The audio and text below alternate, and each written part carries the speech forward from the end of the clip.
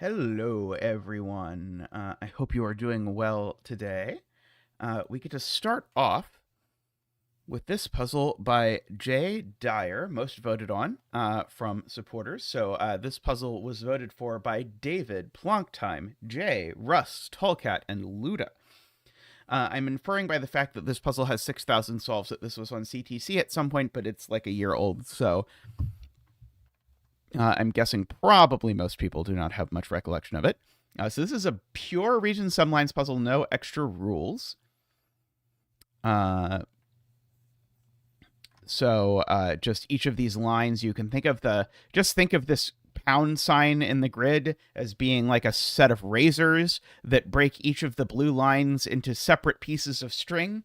Each piece of string that came from the same original line has the same sum. That is, I think, the easiest way to explain it.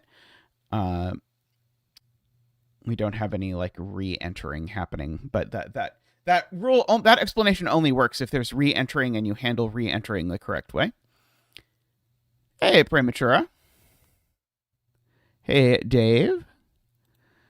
Okay, so the thing I'm drawn to right away is this configuration where I know that these cells... Oh, I guess, sorry, I thought these cells... I was going to say these cells sum to at least something which is incorrect.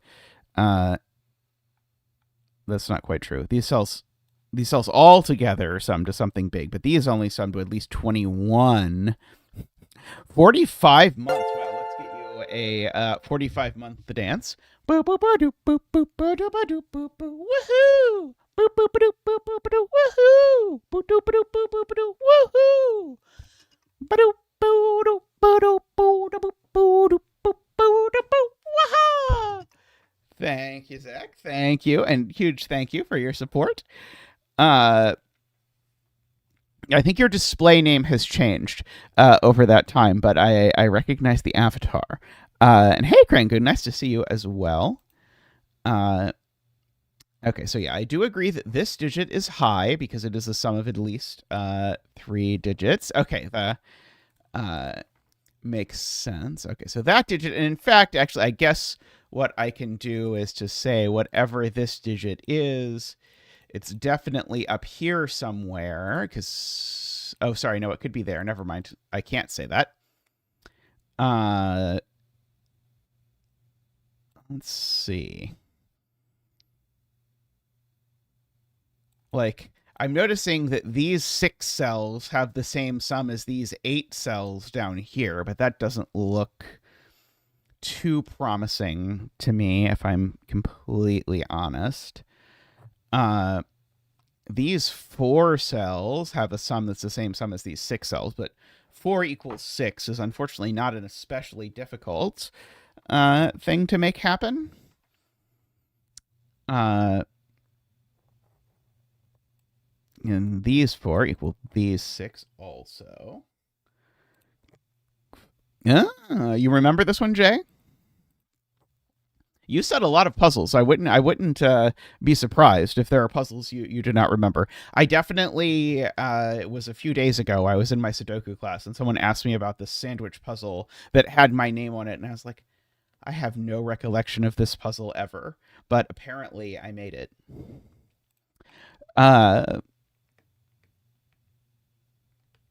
Okay, so what are we doing? I assume we're combining lines somehow. I haven't figured out how yet. Trying to like look at like, is it something like these digits versus let's see, the sum of all those green cells is the same as the sum of these yellow cells? Oh, that's not true though. It would be interesting if it was true, but it's not true. I have highlighted these same cells twice. I could do like these green cells equal these yellow cells. And say, okay, so minimum sum here would be 21 plus 3, it'd be 21 plus 6 would be 27. That's not so interesting because 6 digits can sum to as much as 39.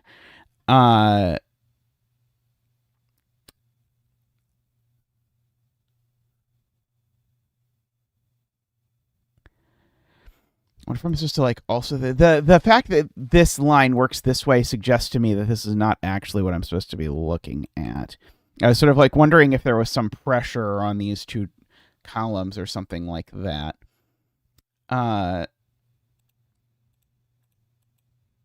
Okay, what about,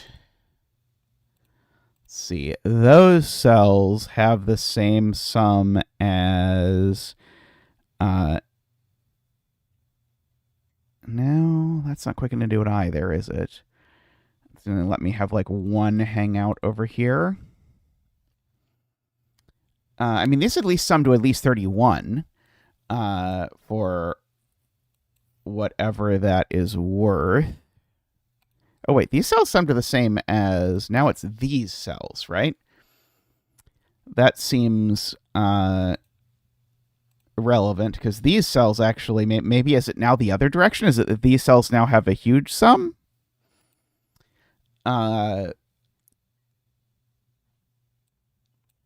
Let's see, these cells sum to a minimum of 29. That doesn't feel that restrictive, honestly.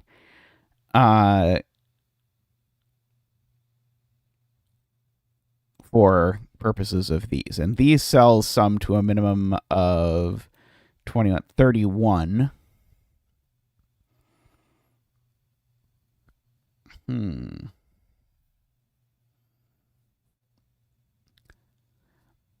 Like the pattern that sort of, the two patterns that in my head interest me the most are these two. Is there any way I can get these two to be related? Is this going to be a set? I wonder if I'm trying to do set here. Or something like that. Because if we were doing set, we could do the like cancel both sides of the region sum line kind of hoodiggy. But these don't look especially well set up for that kind of thing.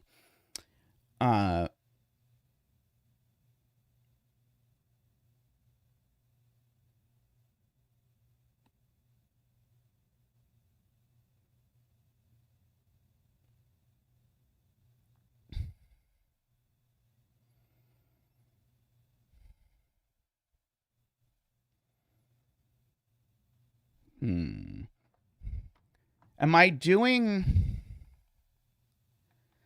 these two boxes versus, let's see, maybe I'm doing these two boxes have the same sum as these two boxes?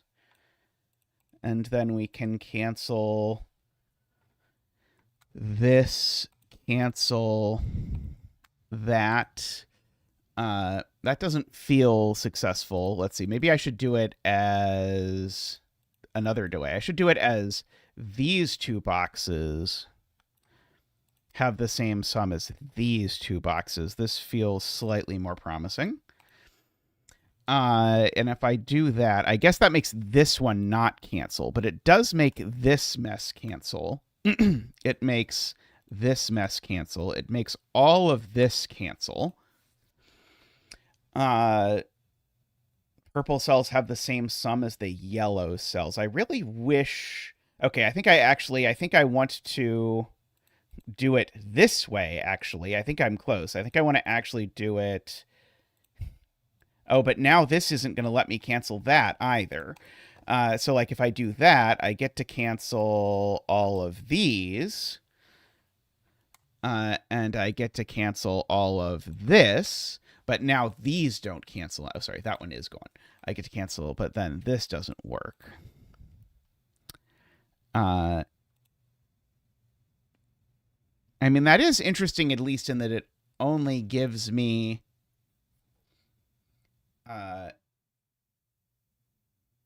6 yellow cells.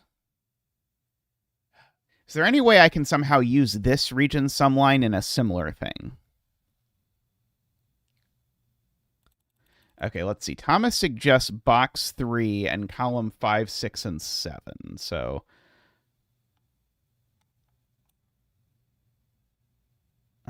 something like that versus like, Do you mean versus like all three of these boxes or something?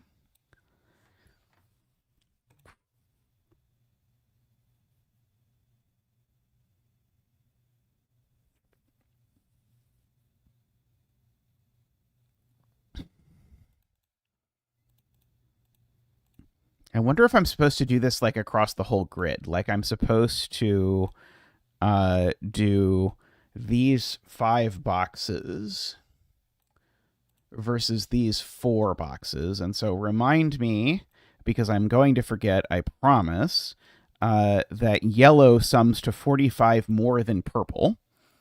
And that will let us yoink all of that.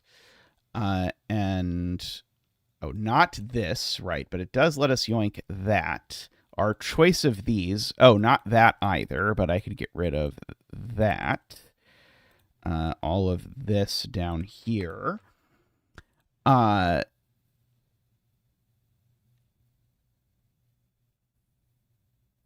suppose I could just not include this box since it's not doing anything. And if I just don't include that box, then now yellow and purple do have the same sum, and I can cancel this up here and cancel this over down here. And that doesn't look interesting at all, if I'm being honest, but it was fun. And I could like move this yellow around if I wanted, but that doesn't seem especially fruitful. I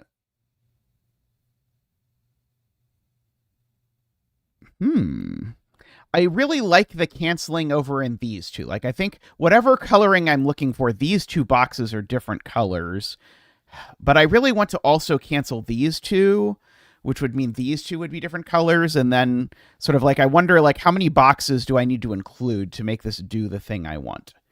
I don't know. And I don't know if this is the right idea at all, but it feels right.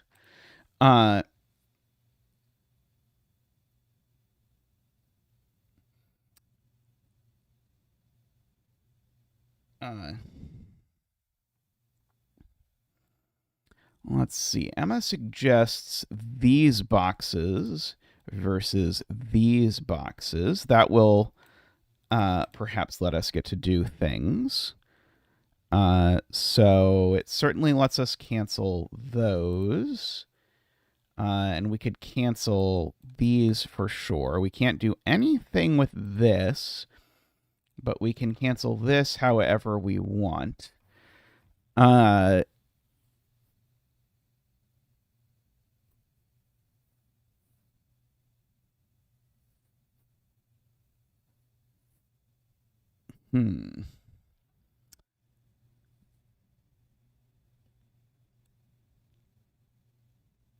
Am I supposed to think of it? Maybe actually what I think I'm supposed to do is think that these 3 boxes have the same sum as these 5 boxes.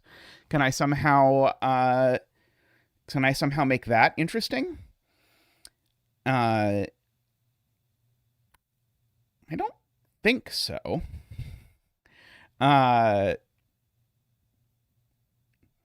Okay, let's see. So I like Emma's suggestion of maybe if we checkerboard this, like this direction. So just slightly turn the thing we were doing before, but instead do it with these. And all of those cancel, all of these cancel. All of these cancel, and I could cancel these. Now I could certainly move those yellows down here if I prefer. I don't know how much that helps. It probably doesn't.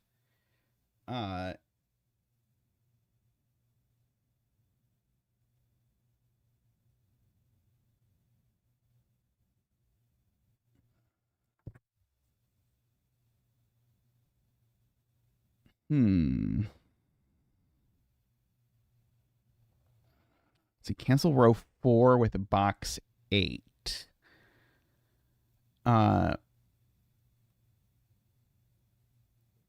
Oh, in the old version, I'm guessing that comment was. Oh, I don't think I have that version anymore. I'm gonna guess that was in the yeah, in the version where we had all of these the same color.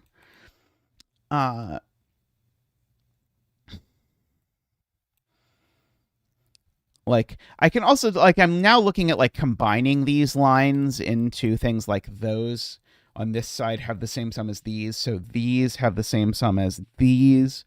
But I'm trying to find places where I could do that, where I could actually sort of transfer these things. I do see that these four have the same sum as these six, shows up a lot. And like these four have the same sum as these six.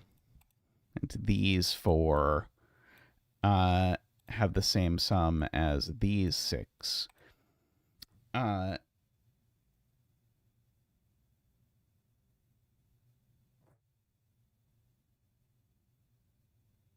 Which Tristan hints might be useful. But I don't see how. I mean, I guess maybe one thing worth noting is that these four are in these six, and these four are in these six. That's got to be the point. So, like, there's sort of an increase going on here, because if these four are included in these six, then that means these are bigger, and then these four are included in these six, that means these are the biggest. So this is like minimum 21. Now, if this is minimum 21, now this is minimum 21 plus 2 cells. That's minimum 24. Goes into this, which is now minimum 24 plus 2 cells. That means this is minimum 27, which is almost useful. Suspiciously close to useful. We just need somehow to like eliminate a few degrees of freedom from that.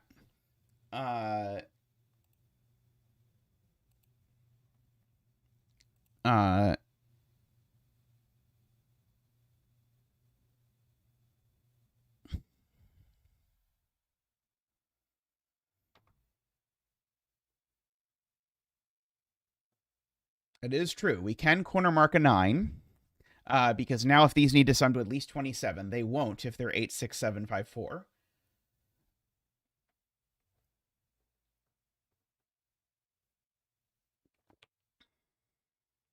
That's too many numbers. 8, 6, 7, 5.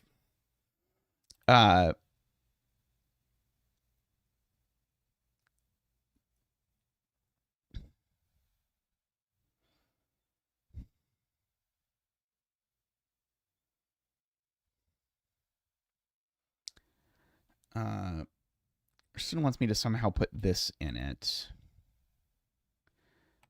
Oh, so this is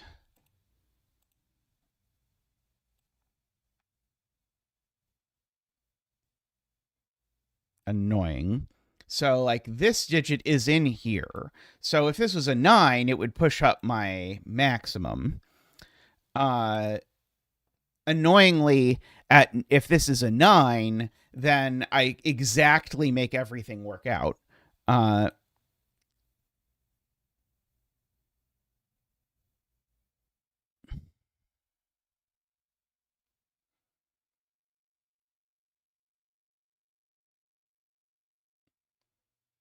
Okay, I agree with AFK. I can't do 21.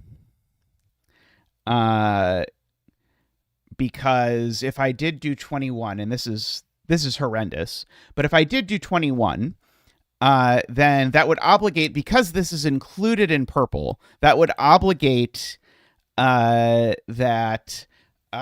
this digit was in here, so it would have to be a 6. But then these would be 1, 2, 3, and now we have this problem that I need a 1, 2, and a 3 living inside column 1, and now they're both here. And 22 doesn't work for the same reason. Because with 22, then now the only way to make 22 is with 1 through whatever. Basically,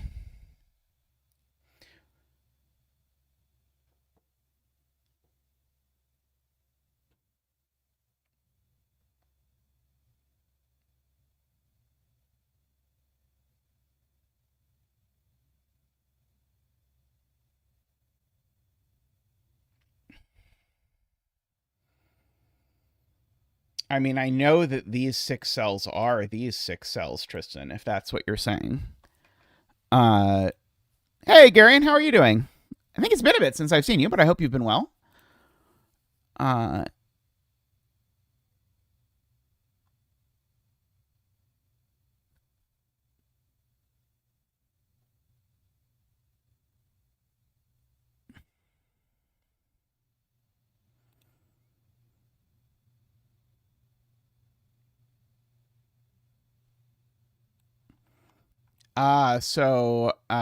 what Tristan wants me to say is that this purple sum is the same as this red sum, which is in fact the same as this red sum. And now that's a minimum of 21 plus 3 is 24. So these actually sum to a minimum of 24. That's actually quite pretty. I like that a lot. The ruling this out like one case at a time was, and thinking about stuff was quite painful, but this substitution here of this is quite pretty. So is the like these go in here, go in here. So we go minimum 24, 27, 30. And so indeed we are 4. So this is 6, 7, 8, 9. ELSF donates with a lovely heart gif. Let's get a donation dance from Zach. Do do do do do do do do do do do. Woohoo! Boop boop boop boop boop boop. Woohoo! Boop boop boop boop boop boop. Woohoo! Boop boop boop boop boop boop boop boop. Thank you, Zach, and thank you, ELSF. Greatly appreciated.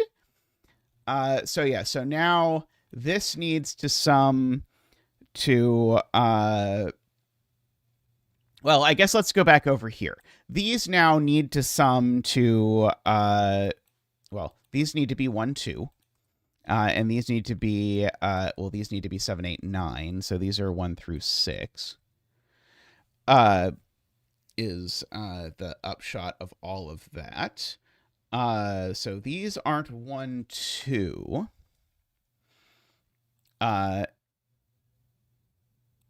So this arrow certainly has the 1 and the 2 on it. So we said this is summing to 24. So that means like these 6 actually sum to 24 if we wanted to do it that way. Okay, or we can now do that these sum to, no, we know those sum to 23. That's just how math works. Sorry, 21. These now sum to 21.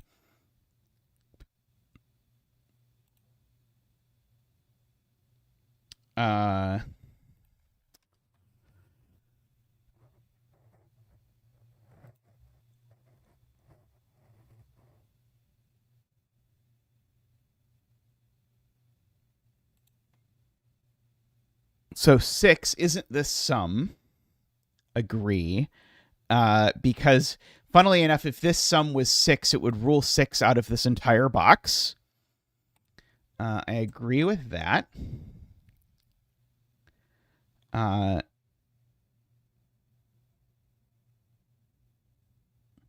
Placing 1, 2 in column 4 feels quite unmotivated.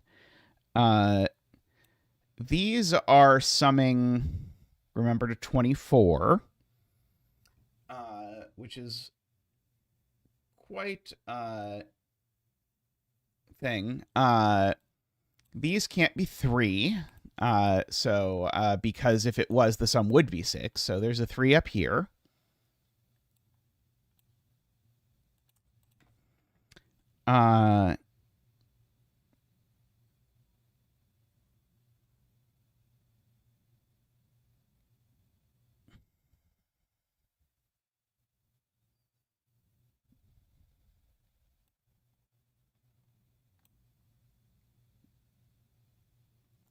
Oh, right. So the thing Tristan is saying is that actually it's these 4 digits plus 1 and 2 that go in here, and then it's these 4 digits plus 1 and 2 that go in here. And so in particular, those aren't 1, 2. And if I put a 1 or a 2 in yellow, I can't get these to sum to 24. because the most I could get to is 23, funnily enough. So these are a 1-2 pair. If we would like. And yeah, these are a 1-2 pair for the same reason. So there's a 1 or a 2 over here somewhere. Oh, and it's... Actually, I don't know. It's not there.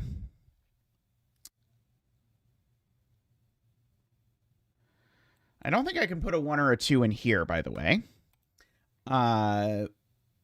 Because if I did, I would not get a sum of at least 13, which is, I know, to be the minimum of this.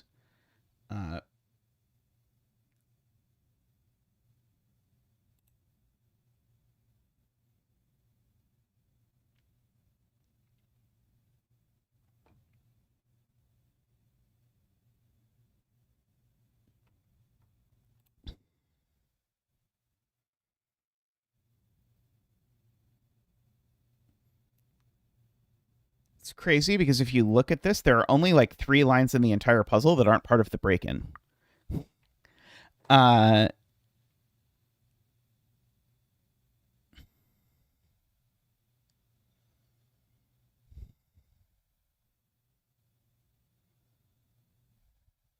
Certainly 1 and 2 are in here, although that follows by the fact that these are the same thing.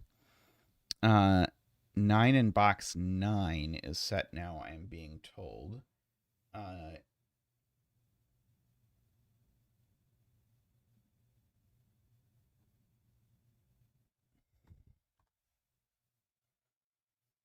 3, 4, 5 triple in box 6. Oh, yes, this is a 3, 4, 5 triple, is a good thing to notice.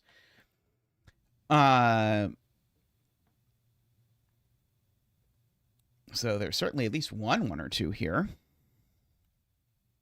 Okay, so this total is very low. This total is at most 7. So certainly there's a 1 and a 2 in these cells, and it goes with a 3 or a 4. And yet the total of these is 27, right? So if these sum to 27, that means that these in particular sum to at least 22. So they need a 9 in them, right? I think they need a 9 in them, for whatever that's worth.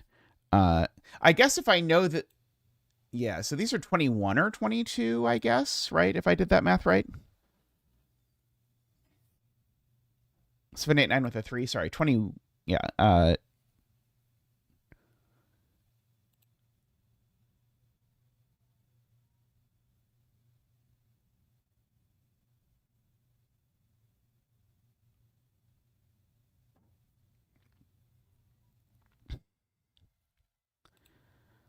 let's see. Row 4, column 3. Looks like it can... Oh, sorry. It can't be 1, 2, 3, 4, 5. So it's 6, 7, 8, or 9. Well, it's not 9 by the region sum line. It sees 2 of these up here.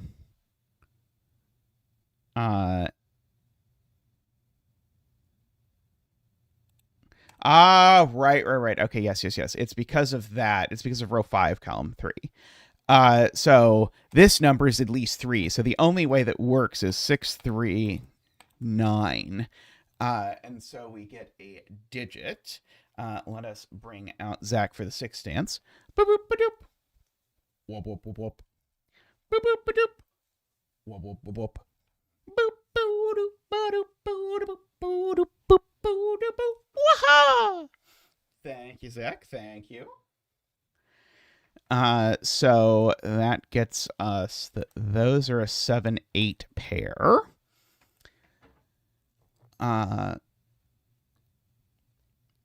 Let's see.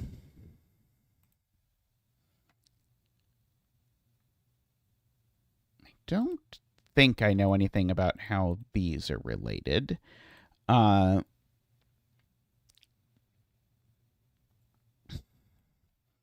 These I know sum to 24. And these sum to 27. Let's see. Can there be a 9 in my sum to 24? It would be a 9 with 1 through 5.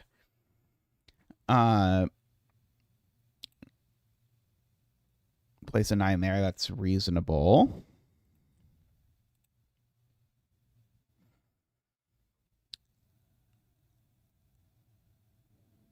My 1 and 2s over here don't seem to do very much. I can certainly note that, yeah, I guess this is at most 7. This digit can just never be a 3 if you want the like smallest of small deductions, because if this digit was a 3, the total here would not be possible as a 3-cell sum. So it's certainly at least 4.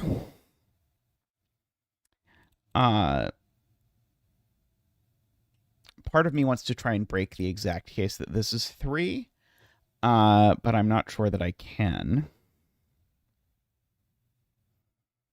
If this is 3, then those are 7, 8, 9, I guess, because of the fact that all of yellow sums to 27.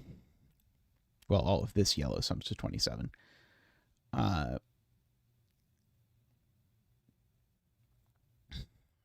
this 7, 8 pair do something?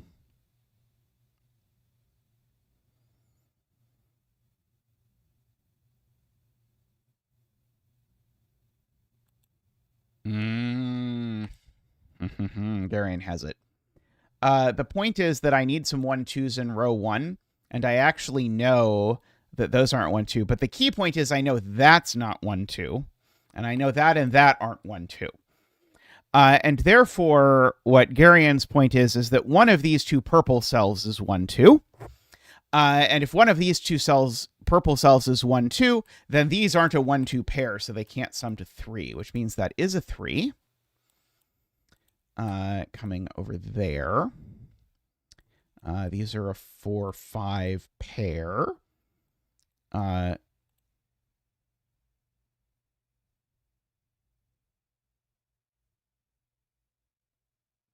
That's true. These can't be 1, 2s because one of these is a 1, 2 and one of these is a 1, 2. So these are certainly not 1, 2.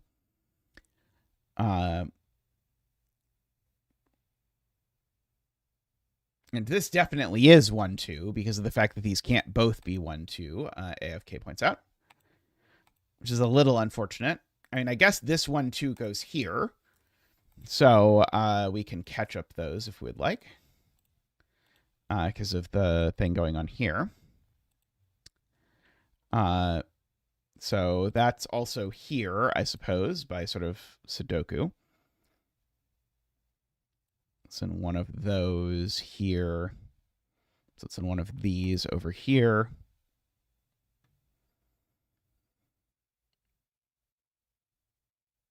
Oh, yes. Now we have the box 3 sum. It's 7 because these now are 1, 2, 4. So that's 5 and 2, giving me 4 and 1, giving me 1, 3, giving me a 2 up here, which makes circle 1.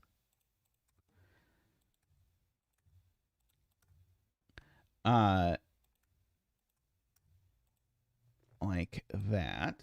Get rid of all those ones. Get rid of that too. Get rid of the condiment. I had some ketchup the other day.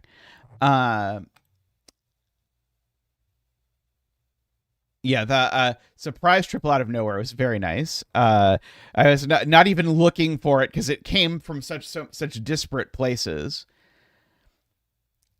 So when you set this, were you you have to have had this break-in in mind? Were you did you have a solver or something that you were looking for different versions of these that worked, and then were tweaking for how to sort of resolve it? But it feels like you'd have to be moving around the exact way the break-in was set up. At the same time, you were also looking for other lines to resolve it. Feels complicated.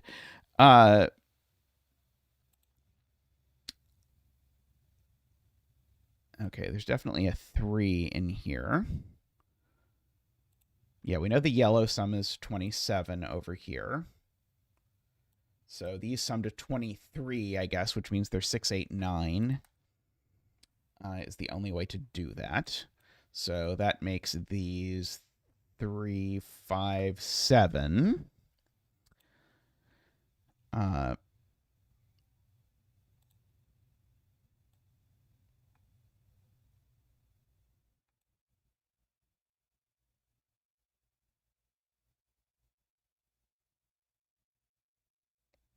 Sometimes we're lucky, I suppose.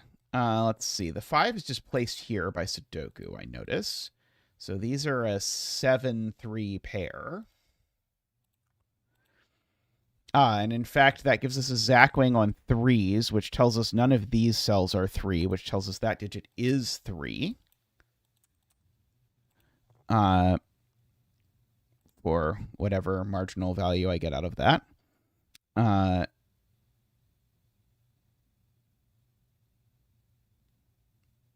Yeah, this was definitely the stickiest part of the puzzle. But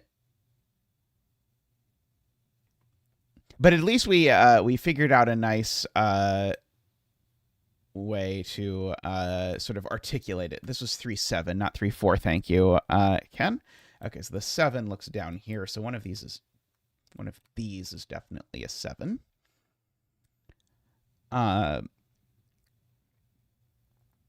Let's see. This row is missing a 2, which we know goes in one of those 2 cells specifically. If this were a 2, that would be a 5 of note.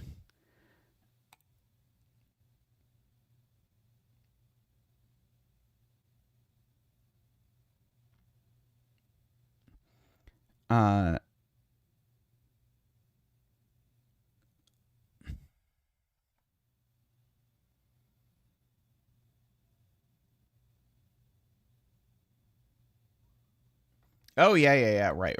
We've only got 6, 7, 8, 9 left in this column, which means that these in total sum to 30. So the sum is 15. And because of this corner marked 7, we actually know that this is a 7, 8 with a 6, 9. So this is a 15, which just has everything else. 2, 4, and 8, I believe.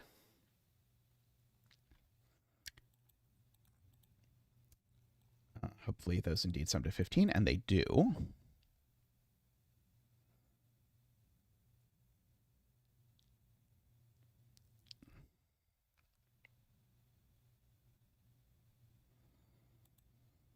This is a 7, 8, 9 for whatever that's worth. Not a lot, I suspect.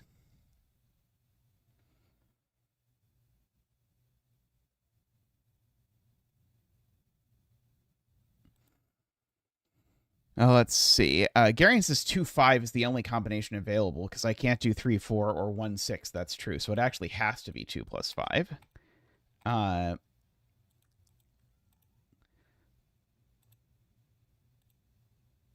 So this is the other 7, 8, 9.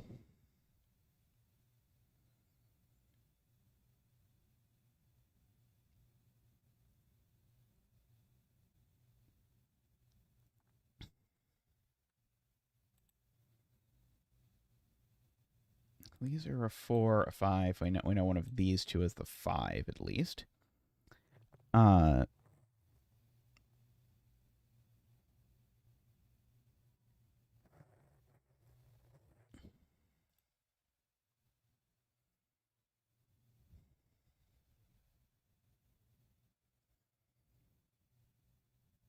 Saying this line segment needs a 1. Because yeah, these are not 1, 2, or 3. So these sum to at least 9, which means that there's definitely a 7 over here in these cells. Because if these sum to at least 9, that means the total is at least 10. Could these possibly be 3, 4, 5 exactly, with this being 5, 7? That seems okay to me. But this is a 1 or a 3 for sure. Right.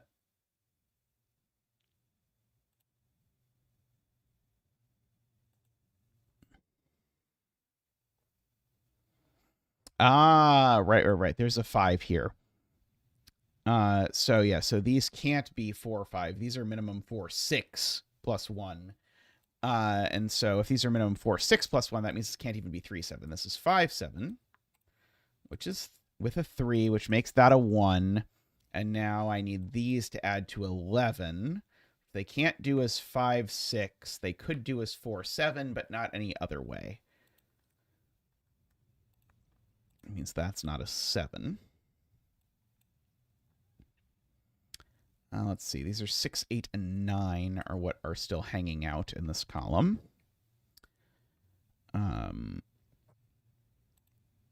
There's a 7 over here somewhere. Certainly got to be an 8 or a 9 in here. I don't think the column is going to get big enough. I'd have to prove that if I really wanted to use it, but I think it's probably true.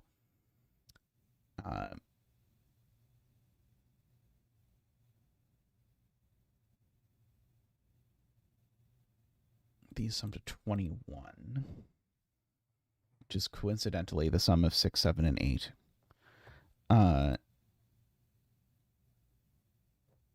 Oh, right, this is a 12 sum. Probably good to notice that this this box also has a 12 sum because of this line.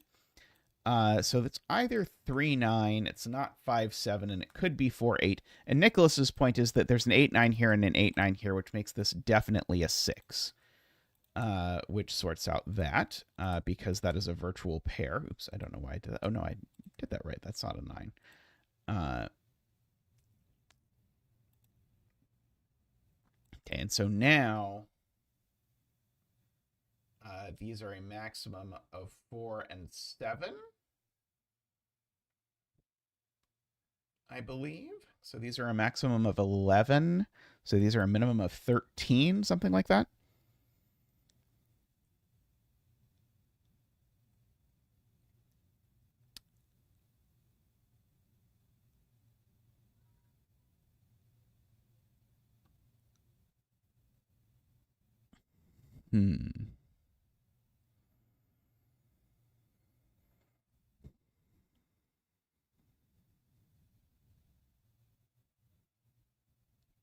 That is fair. SG points out, I do need a 7 in this box, and it's just always going here, which means the 7 in this box is always going up here. And this is part of a 3-cell sum to 22. So it's a 7 plus 2 digits that sum to 15. So it's a 6, 7, 9, I believe. Does that math? 22, 24. Oh, no, sorry, that's not right. I did not do that correctly. It's 14, isn't it? So yeah, those are 23. So these need to, oh, it's 21 even. Yes, 21. So the other two add to 14. So they're 6, 8 or 5, 9. I don't think I know which one yet. 1 second. I'll be right back.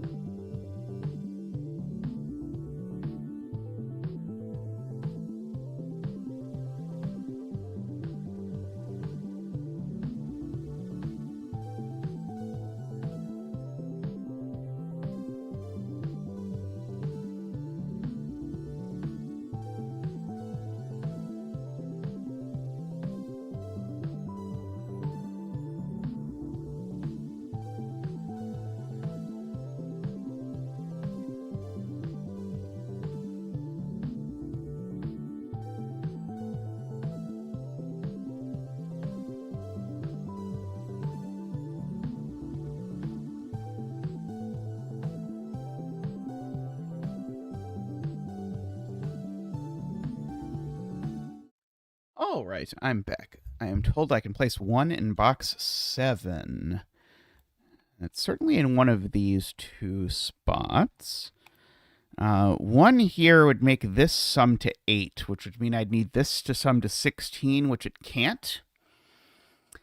That is weird, but true. So the 1 in box 7 is always here, I believe, which means the 1 in box 1 is there. Yeah, it's the 7 pencil marked in box 5 that means that that doesn't work. 7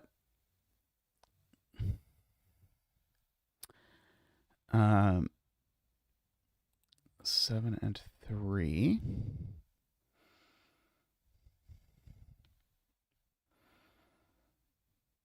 Oh yeah, I could have just AFK points out I could do this as 3, just pencil mark this as 3, 4, 7 because it's the leftover 3, 4 is the other digit that goes here. So the minimum this can sum to is 10. So a 1 here would have to go with a 9 up there.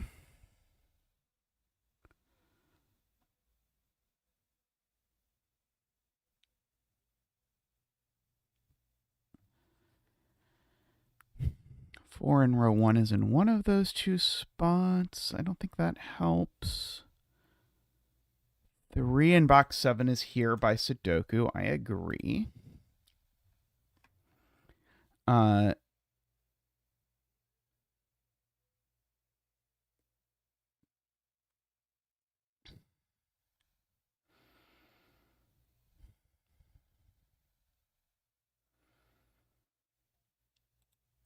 This is not 4 by math. So these would sum to 6. I would need these to sum to 17. And they can't because it breaks the 12 sum below it, is the argument. Gross. But I agree. This is a 4. So that makes this a 7 and a 3. 8 and 7. We know there's a 7 on the line. So 2 plus 7 is 9. So the remaining digits sum to 14. So you can't have a 4 because it would go with a 10. Okay, I like that much better than the look-ahead argument. These need to sum to 12, remember, so that is 4 and 8. That's a 9. Like that. No 9 over here. These are 4, 5, and 9. And that's the 9. These are 4 and 5.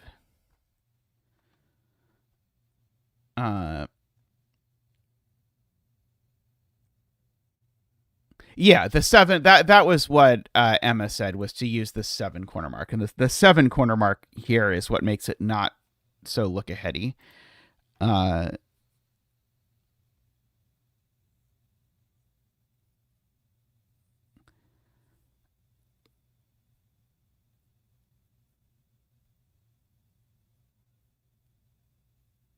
Okay, well, there's no 6 in here anymore. There's definitely a 2. So it's either 1, 2, 4 adding to 7 or 1, 2, 5 adding to whatever.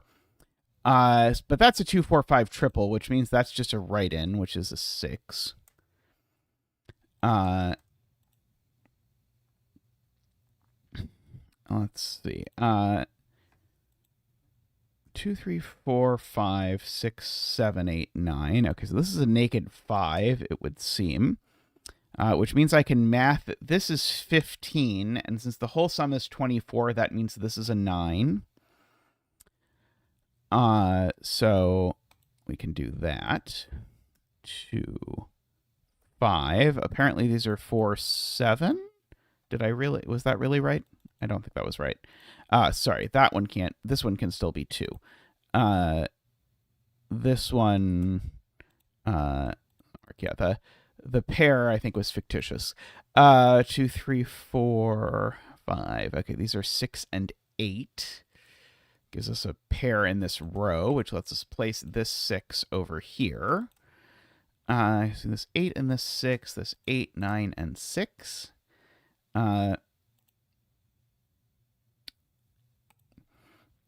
Okay, we can look at our 10 sum here because that's those sum to 10. So we can say, okay, this has to be 2, 8 because 7, 3 breaks and 4, 6 breaks. So a good thing I noticed that I removed 2 from this cell erroneously because it turns out it is a 2. Okay, so that means these are 2, 5, which makes that 2, 5 makes that a 4 and a 5. Apparently this is a 7.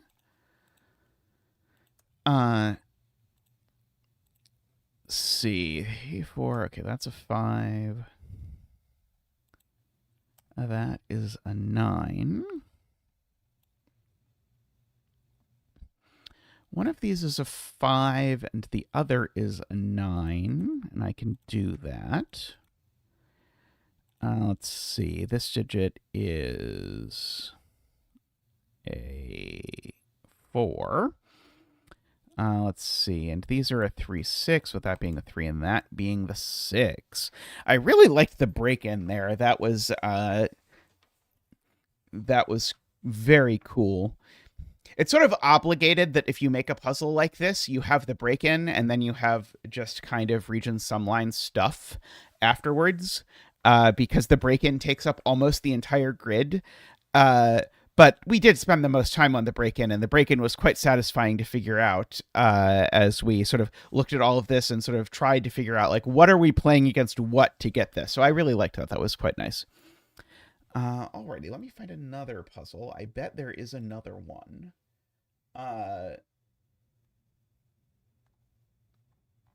In the bucket somewhere. I have a feeling.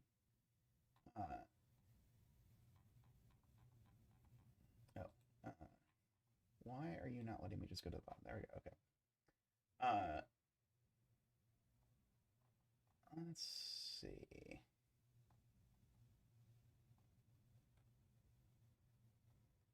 Okay, sure. Will this show up on screen? No, absolutely not. Okay, I was gonna do Tall Cat's Crazy Puzzle, but it will not show up on screen. So we will not do that for now, at least. One moment while I scroll. Okay, let's see. Here we go. Here is a Damo arrow puzzle. Let me give you a link to it. All right, you can't copy links in Discord because Discord is dumb. But there you go. Alrighty. So we have our arrows. And so we have some sort of free pencil marks like that. This is 6, 7, 8, 9. And these are actually even 7, 8, 9. If you look at it, because of this sort of stick out piece. Now, I'm going to use this stick out piece to say that this isn't 6 either, because the trick that sometimes you might believe is the only trick setters know about arrows is that if this digit is here, then it has to repeat on the arrow, because if it didn't repeat on the arrow, then my arrow would have a minimum sum of 10, which is too many to put in the circle. So this digit, whatever it is, it shows up in one of these two cells. And so there's a 1, 2, 3 that just does not appear in this arrow, which means this arrow does not sum to 6.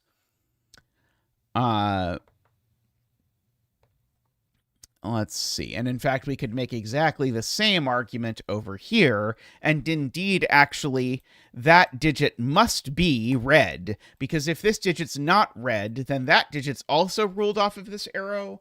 And we run into the only trick I know about arrows based on puzzles I set, which is that 3-cell arrows need 2 of 1, 2, 3 on them. And so I cannot rule a second 1, 2, 3 off.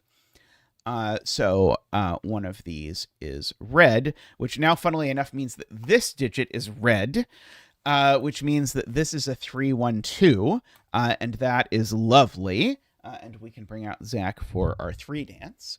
Boop boop ba doop, woo! Boop boop ba doop, wah! Boop boop ba doop, wee!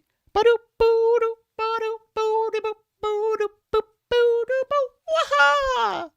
Thank you, Zach. Thank you. That was gorgeous. Absolutely gorgeous. So these are 3, which makes, these 9. We can get rid of our coloring now. It has, apologies to the coloring, served its purpose. Okay, I should say these are 1, 2. These are 1, 2, 3. Of course, that's not a 3, and that's not a 3. This is no longer able to be a 9. So these are, and there certainly is a 1 and a 2 on here, and so it's from 1, 2, 4, 5. That sounds suspiciously familiar.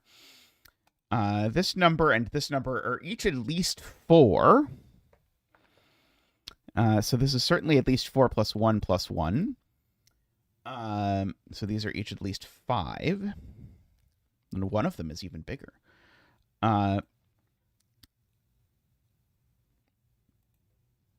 That is relevant for this arrow specifically, and actually for this one as well, because we've now got 1s and 2s floating around in all these cells, AFK points out. And that pushes 1s and 2s into these cells, but neither of these can be a 1 or a 2 because of the 1-2 pair in box 5. Which is very nice.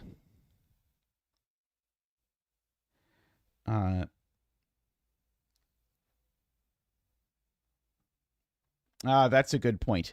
This digit needs to appear on this arrow because this arrow has a 1 and a 2 on it. Well, where does it go? Well, it shows up there. And likewise, this digit must show up. Oh, no, sorry, that doesn't quite work.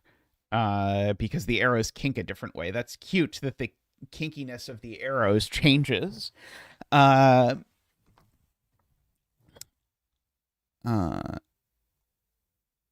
Oh, yeah, that is true. We also have a 9 placed over down here in this box. Let's see. So orange can only possibly appear here if orange is on this arrow.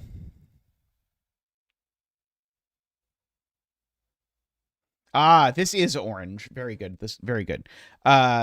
Orange is 1, 2, or 3, and so by virtue of the fact that this cell is orange, well, that's orange, is what Chad is pointing out. And so now there is no orange on this, which means there is a 3 on it. And it's not 1, 2, 6. So it is either 2, 3, 4 or 1, 3, 5.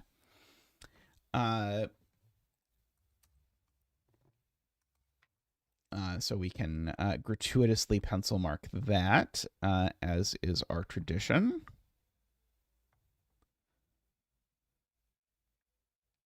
Oh, now there's a 1, 2, 3 triple in this column. Very good point from Emma. So this is now not a 1 or a 2. Sorry, so it is a 4 or a 5, which means this isn't a 4 or a 5. It's the other 1, 2. Which I kind of want to color, except I don't think it would do anything.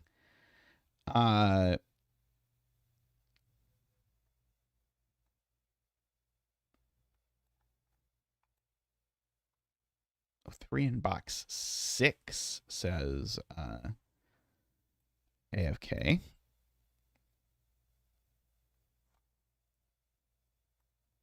Right. There we go. Chad points out this digit shows up on this arrow, so this is orange. Uh-oh. Sorry, no, sorry.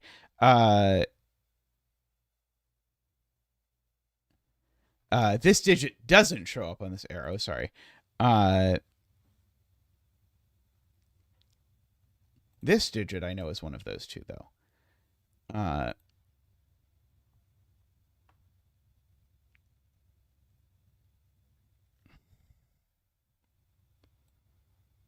9 in box 6, good point. 9 in box 6 can only go here.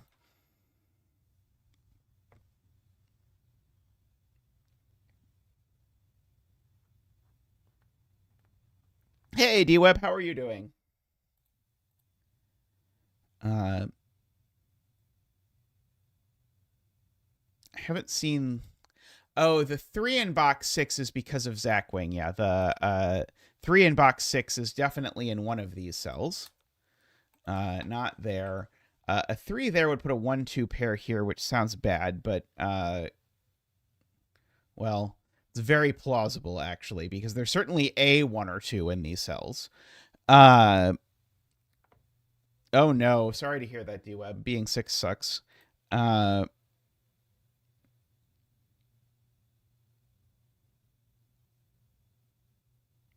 Yeah, none oranges in here.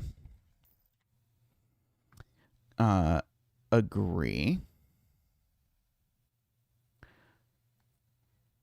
Oh, I thought this digit was going to go here by Sudoku, but it's actually the opposite. This digit goes up there by Sudoku.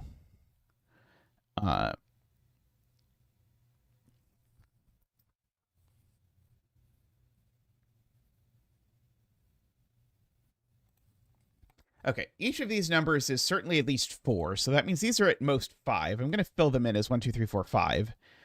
And that gets me a quintuple in this column, which is potentially notable because it gets me a 6-8 pair in this this whole place, which you might think would be useful.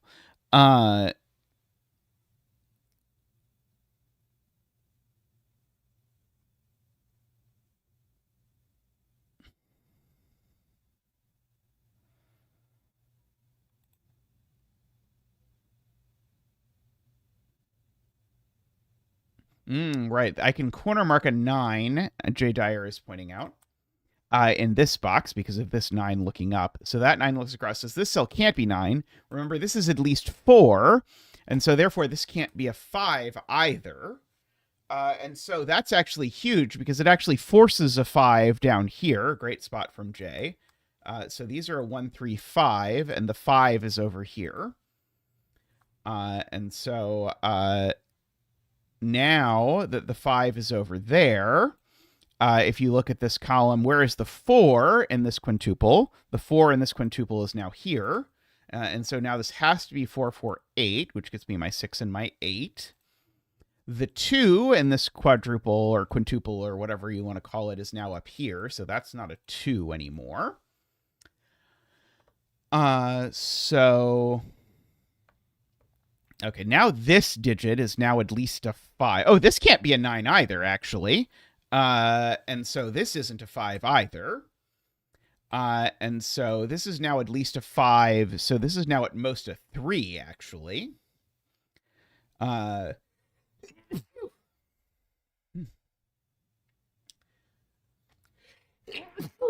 Excuse me.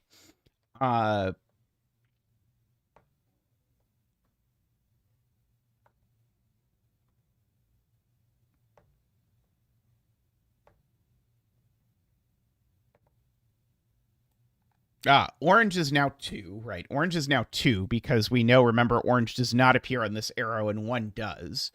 I now see how chat knew that orange was 2. I was like, I don't see that yet, but I'm sure I'll get there eventually. That was why. Okay, so that's a 1. Conveniently chosen to give us nothing. Let's see, no 2s over there. This is at least 6, so this is certainly a 6, 7, or 8. If it was an 8, the 8 would go there in this box, which seems plausible. That is a sudden pair in row 7 even, so that makes that a 5. Good point, good point. Let's see. We've got the 1, 2, 3. We still need a 4, 6. One of these two is a 9. For the row, the 8 seems more forgiving.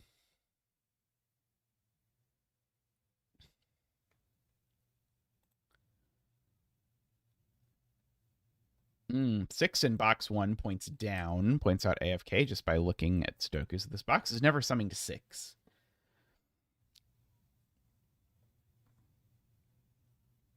That is noteworthy. I was about to try and do Sudoku on the 3 in box 1, but I ran into a problem.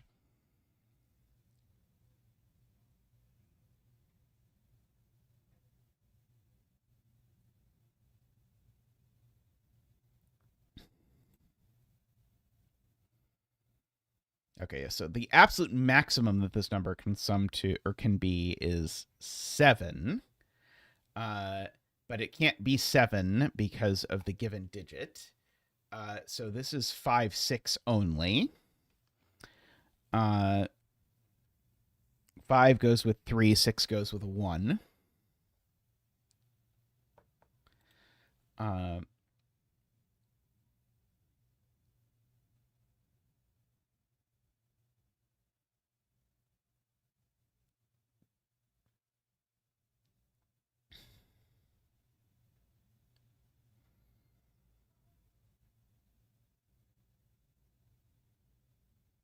4 in box 4. Yes, is there. Which makes that a 5 and an 8. Very nice. So now we know that these are 7, 9. And so these are 6 and 4. Just to note that. Let's see. So if we come over here now, these are 4, 5. Which makes... What?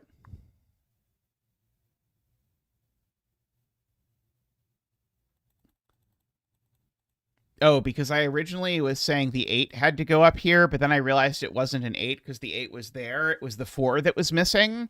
So by Sudoku on this 8, the 4 is up here. I agree there may be problems in that logical string. But I'll leave it to you to discover. Okay. Good Doku, absolutely. Let's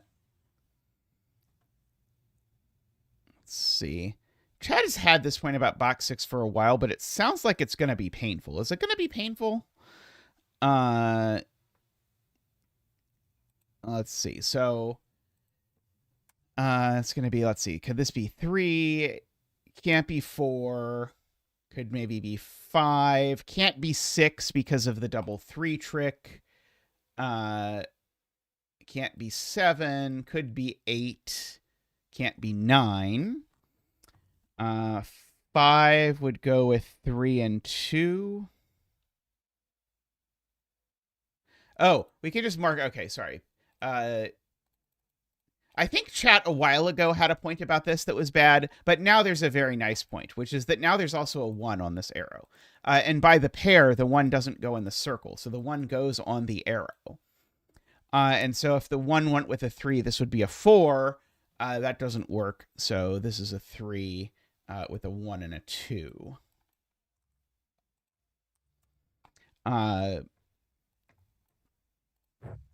I thought I was going to have to write down every combination, and I was just not doing that. Yeah, the 1 being in the circle was a difficult to rule out one unless you made this complicated Sudoku spot. Let's see, 5, 6, 8 over here. That does place the 2 in this box, by the way. This can just get away with being 3, 4, adding to 7, which is annoying. These digits are a 4, a 6, and a 7, I believe, which seems to leave me with a 5 and an 8 in this column, and I know the order on those, which is very nice. And now these are, one of them is a 4 and the other is a 7.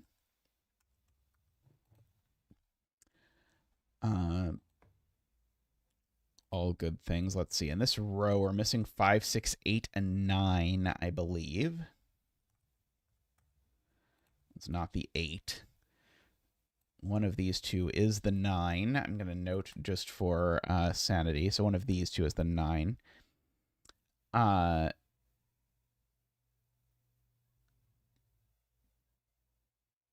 Column 3 does need a 5, which by Sudoku goes there.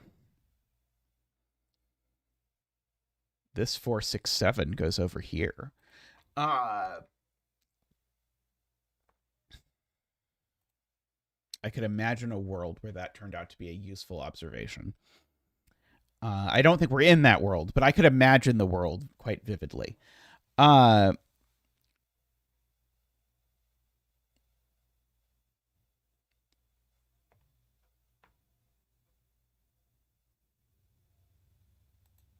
The other 1, 2 in column 6 is over here somewhere. Let's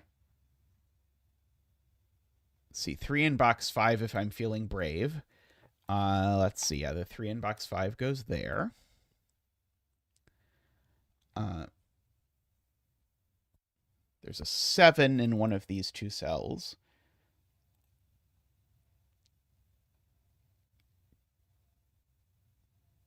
Right. This cell's not 1 or 2 because there's a 2 in the row and a 1, 3 pair in the row. Hey, Damien, how are you doing? And so if I actually look at this column, actually, for assorted reasons that are more complicated than I'd usually like, but this sees a 1, a 2, and a 3. This sees a 1 and a 2. This sees a 1, 2, and 3. So therefore, this is the other one, too. And it's not a 1. It's a 2 because there's a 1, 3 pair in the row.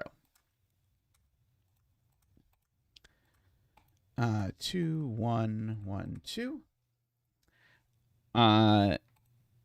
Let's see.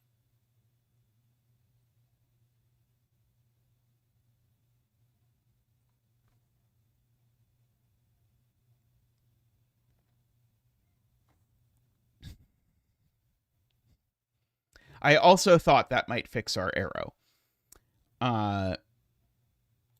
It's possible that what's going to fix our arrow is me considering this, because now the grid is full enough that now I'm willing to contemplate pencil marking this arrow. It'd have to be 5, 1, 4 if it was going to be 5, but that looks fine. It'd have to be 6, 1, 5 if it was going to be that. That looks fine. But annoyingly, 7, 3, 4 is possible.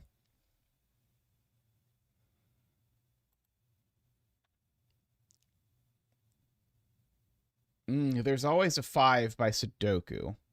So it's not 3, 4. I see. Okay. So there's a 5 on it. That means there's definitely a 1 on it, regardless of where the 5 goes. There we go. That's a very nice step. Yeah, the 5 gets on here by Sudoku. And so either 5 is in the circle, in which case this has to be 1, 4 because of that 2, or the 5 is over here, but the sum is at most 7, so it would have to go with a 1 because there's a 2 in the box. And so the key point is there's always a 1 in one of these two cells. And in fact, we even know which one the 1 is in. But that has some consequences on our arrow, namely this is 3, 5, 8 now. Beautiful. This is very well set. These aren't 5. This is not 5. This is not 8. Okay, so this is no longer able to be 6. This is no longer able to be 7 either because of the 5. The 5 is just placed there, so it is 5, 1, 4. This is the other 6, 7 for the row.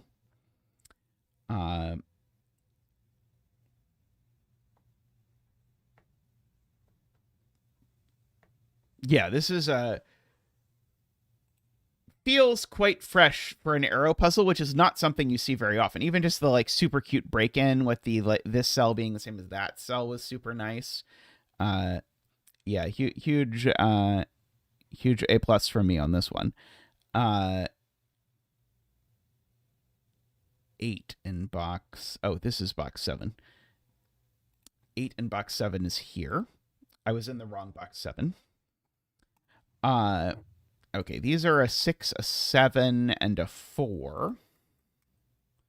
Yep, they sure are. Thank you, Sudoku. These are 4, 6, and 7 as well. 8 is now placed in box 8. Let's see, and now we've got one more 8 over here, which gives me a 6, a 5, and one more 8 over there, which bounces back and gives me the 9. Wait till you need a doubly finned swordfish to resolve it. That would significantly reduce my appreciation of the puzzle, I can tell you that. These are a 6 and a 7.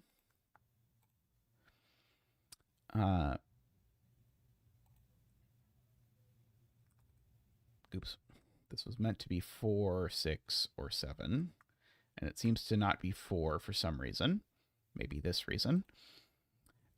These are 6, 7, or 9, actually, is what's left in the box. What else is left in this row? 9 is the other digit left in this row, and that 9 goes there. So that's a 9. So this is now a 4, 6, or 7 by the row, but not a 6 or a 7 by the column. So that's a 4. And that's a 5, it looks like. Let's see. So we've got that.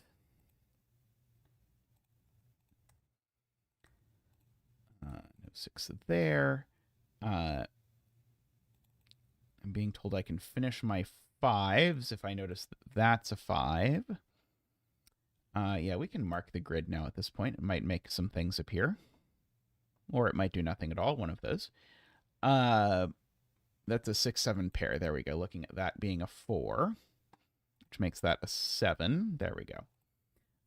4, 6, 7, 6, 4, 6, 7. And so now everything goes in. Very lovely puzzle there. Huge fan of that one. That was really impressive. All right, I'm going to take a quick break, and I'll be back in just a moment with additional puzzlage. So see you then.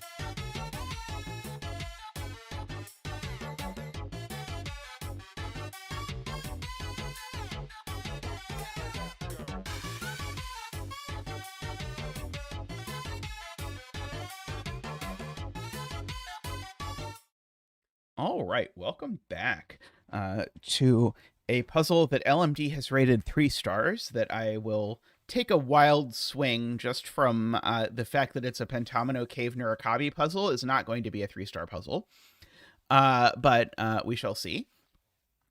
Okay, so, but it's a pencil puzzle by Doomdiat, which is a fantastic commendation generally. And as long as Masu is not one of the pieces that's involved, the Doomdiat pencil puzzles are usually not too cruel. Doomdiat's Masu puzzles tend to be on the harder side. Speaking of, I have some Doomdiat pencil puzzles to record for Invitation to Puzzles, which I'm quite excited for. Okay, but let's read the rules of this puzzle. So we need to shade some cells. such that all unshaded cells form one orthogonally connected area. So these are going to form the floor of our cave. And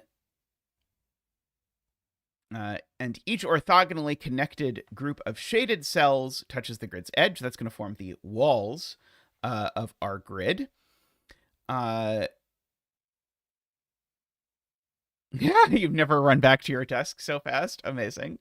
A question mark represents any positive integer and may be different each time it appears. Okay, so we need to pentamino. So we need to divide the grid. Oh, link. Let's see. Isabella says this one was a bit tricky. Yeah, I predicted that I was probably not going to feel that I had had a 3-star experience after I finished this one. Even though I'm very much looking forward to it. But LMD ratings on pencil puzzles are a whole other beast. Let's see. Okay, so we need to divide the grid into pentaminos such that no two pentaminos of the same shape share an edge. Good. We're counting rotations and reflections as being the same. Each pentamino contains at most one number, but may include none. 3 stars for people who do 10 plus pencil puzzles per day. Yeah, that sounds about right. Okay, so this is... Oh, it's only the unshaded cell. Sorry, specifically the unshaded cell. So the floor needs to be pentaminoed. The walls do not need to be pentaminoed. Okay. Okay, good to know. Approachable for experts. Yeah, someone can count the clues and do the math on how many. I'm guessing probably there are clues of other types though. Cave. If a clue is unshaded, it indicates the number of unshaded cells that can be seen in a straight line vertically and horizontally, including itself. Shaded cells block view, but pentamino borders do not. Good to know. And Nurakabe, if a clue is shaded, it indicates the size of that group of shaded cells. Each group of shaded cells contains exactly one number, or presumably question mark. Okay, that all seems fairly reasonable by some metrics. So we probably have to find a clue. You can't see the Nurakabe part. Oh, sorry, my me was too big. I have shrunk my me. Also, hello.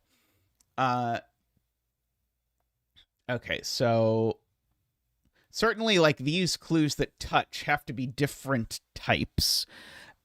So each clue is, let's see, does the LMD page have a sample grid? It does not.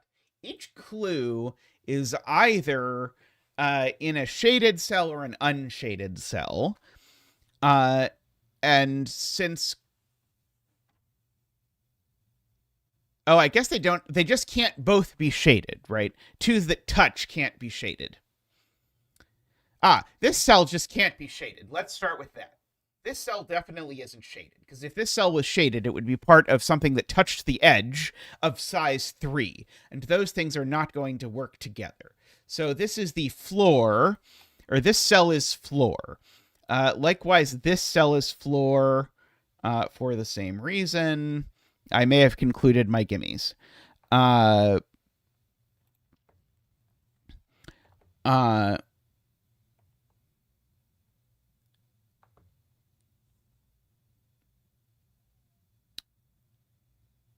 Okay, so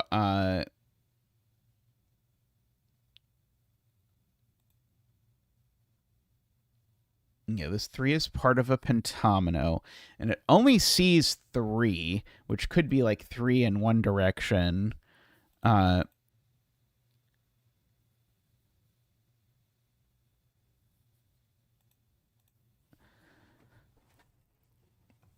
Let's see.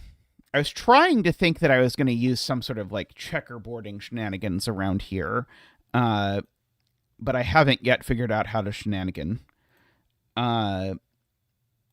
yeah, I know at least one of these is wall, and at least one of these is wall, is, I guess. Oh, not quite. Sorry. I know one of these 3 is wall, one of these 3 is wall, and so on.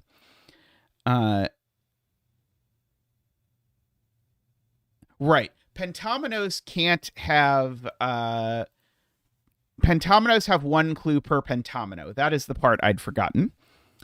The 5 clue could still be a cave clue, AFK. But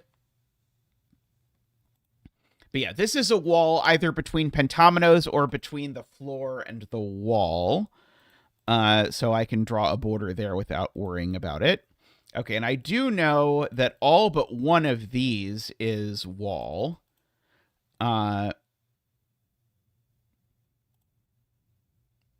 Right. Every pair of clues has a non-cave, or has a floor clue, and I can border the wall for sure. Yeah,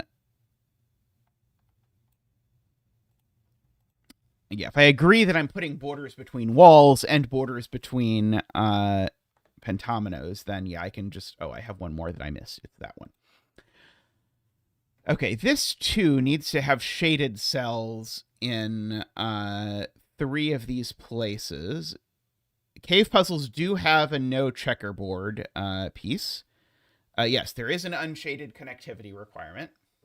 The unshadeds are all connected.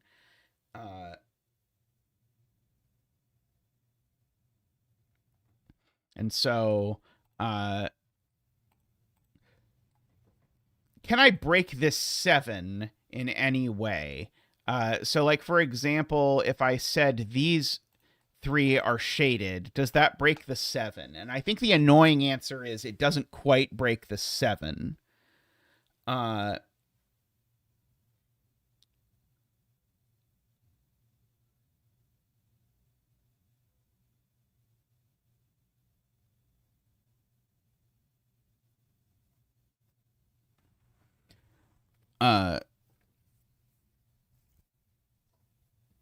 Yes, the 5 or the 7 is also green. I agree, because if we didn't, we would definitely have a checkerboard because these can't join.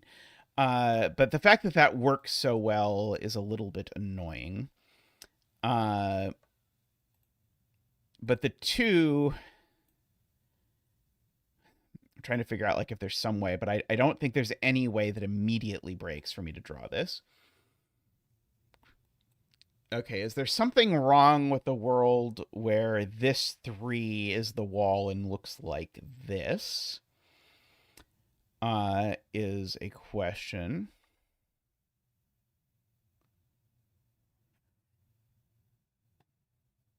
We're only allowed 3 pentominoes? Oh, no, for the pentomino for the 3, I see. Yeah, the pentomino for the 3 doesn't have a whole lot of options. Could be like a... Oh, did you list V? It could be a... Oh, no, it could be a V. No, maybe... Yeah, that's a good point. Sorry, yeah, Okay, so I do actually know one of these 2 is green. And so knowing one of these 2 is green tells me that one of these 2 is shaded and one of these 2 is shaded, at least. And it could be more.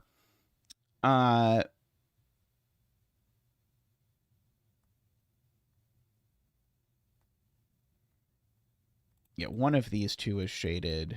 They aren't both shaded, though. So yeah, these 2 are a shaded unshaded pair, and these 2 are a shaded unshaded pair. Is the version of that. Because one of these is green, but I can't make both of these shaded because if I do, I'm not finishing my pentomino.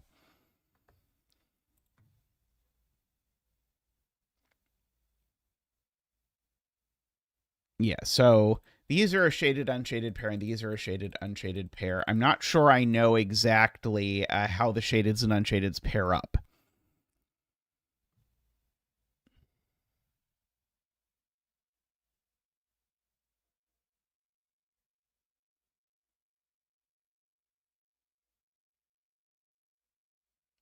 Oh, that's a good point. Yeah, if this 7 is unshaded, remember it would see at most 2 in this direction. So that would be 3. You can see a 4th there. 5, 6. Yes, because it can't get into the 2, right, is the problem. Yeah, so, oh yeah, and that even breaks the 3 clue, right? So even that, yeah, doesn't work, right? Yeah, that's already too many vertically. So yeah, it gets to at most 5, because of the 2. So yeah, so the 7 can't be floor. So the 5 is floor.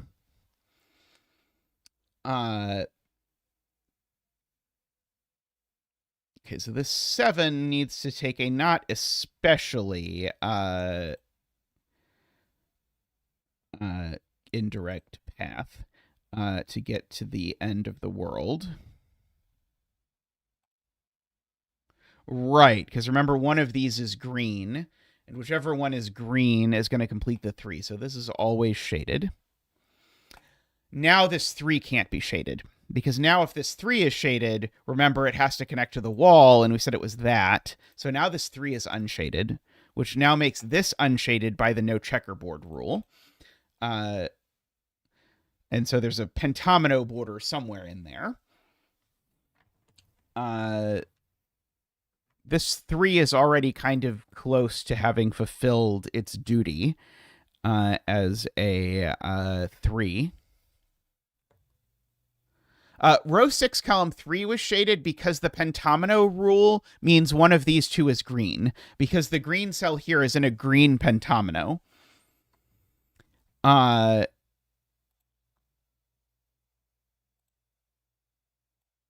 Is the answer.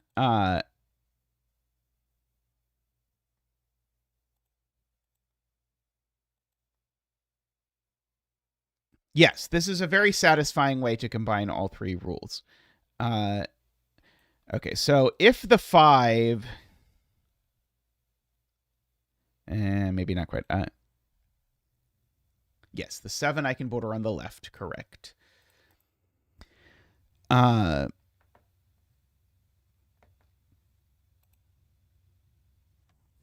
now going to have a hard time... And every shaded piece needs a clue. So that the clue that this is getting doesn't have all that many options as to what it could be. I think annoyingly it could go with the 10 in some crazy weird universe. It could certainly go with a question mark, which would be the maximally annoying thing it could go with. So that's probably what happens. Yeah,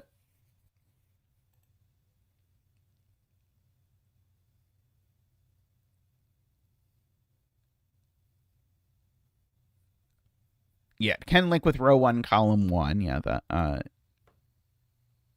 yeah, what if this 7 does not touch the 9 at all? So if the 7's not allowed to touch the 9, it can't go into those cells, and so it would be 1, 2, 3, 4, 5, and now it just can't get to the wall. So yeah, that's a great point from David. This 7 just has to touch this 9 if it's going to the wall in 7 cells, given the placement of this 3, which is perfectly set there to thwart its efforts to do otherwise. So that makes this 9 green.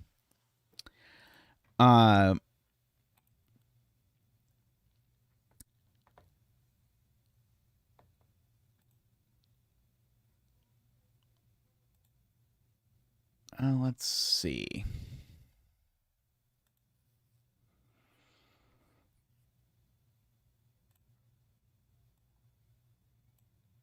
Four, 5, 6, 7, 8.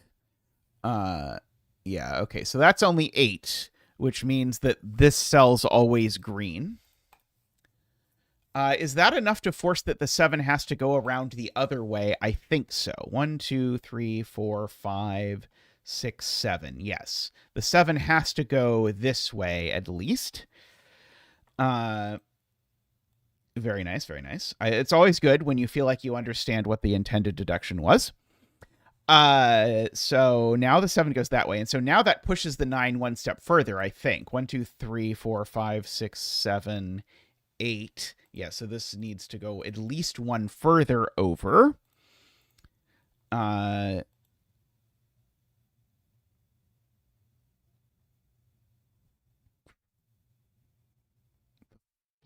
clue is done. Well, the 5 clue definitely extends one more at least. Because we know it goes at most 1 in this direction, but so we can extend the 5 clue now.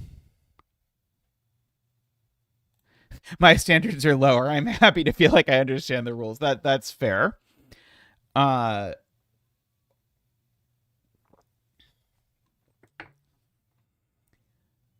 mean, I feel like probably I can't possibly do this. But I don't know that I want to attempt to prove that I can't possibly do that. Like, it would certainly force the 9 in the upper left to be floor. But I think that's okay. Oh, no, I can't do that because it... Oh, does it kill the 7? Maybe it doesn't kill the 7. Maybe the 7's able to go this way.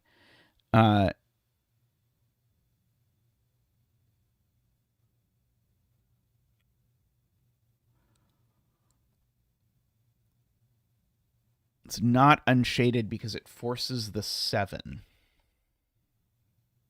2, 3, 4, 5, 6, 7, 8, 9. So if I did that, I could make my 7 work as the thing I think of as the hat. But the thing I think of as the hat has the problem that now this 9 is capped at 1, 2, 3, 4, 5, 6, 7. Yeah, so and I can't possibly make it work the other way by going 1, 2, 3, 4, 5, 6, 7, 8, 9, and having my 7 do one of these. That doesn't work because this 3 gets broken. Now,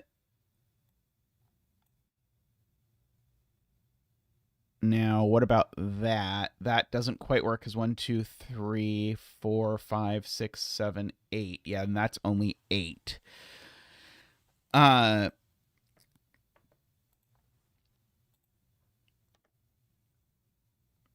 So yeah, I guess the key is to think about where the shaded things are for, like, where is this 7 going to touch down, I think. I think is the way to articulate this. Because we've got 3 here. So if this 7 is going to touch this border, it's going to touch it somewhere in here. And if it's going to touch this border, it's got to touch it somewhere in here. And so by virtue of that, that tells us the 9 is bogus because the 9 can't get to 9 by that. So that makes the deduction that I think was heinous the way we described it. I think it makes it more clean, right? 2, 3. 1, 2. It doesn't quite, because you still have to check the 2 cases because you go 1, 2, 3, 4, 5, 6, 7, 8, 9, and so you have to argue that this doesn't work, because it breaks the 3, and if you go the other way, 1, 2, 3, 4, 5, 6, 7, 8, 9. Sorry, 1, 2, 3, 4, 5, 6, 7, 8, 9, and this one doesn't work because it breaks the 9. So I agree, and I think what it does is I think it buys us one more green cell over here because I can't do that anymore. So 1, 2, 3, 4, 5, 6, 7, 8, 9. Right.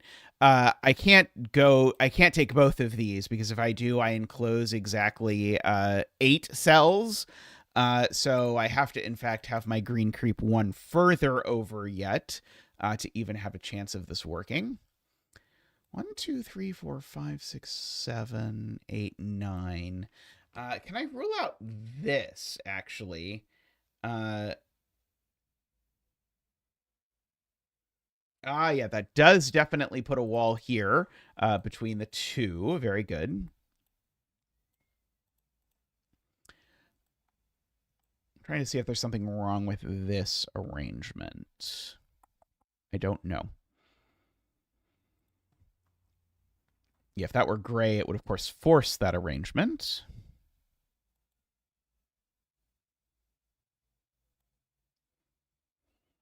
Let's see. If this is gray, it does force this shape of gray. I'm just going to really want to go down there, but who knows?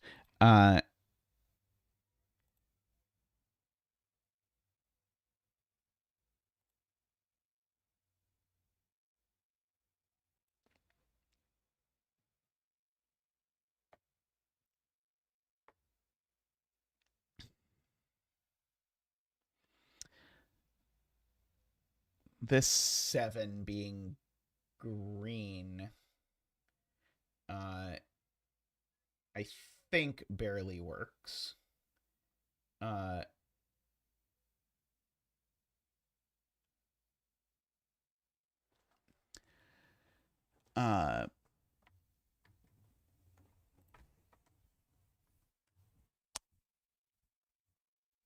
see. AFK says that breaks.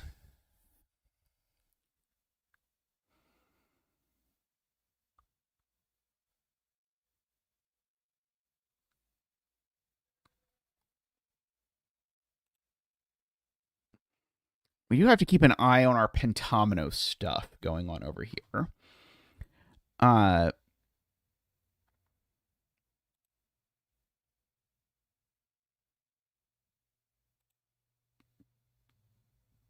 Yeah, the other 9 being unshaded seemed like the option that was going to lead to the most flexibility.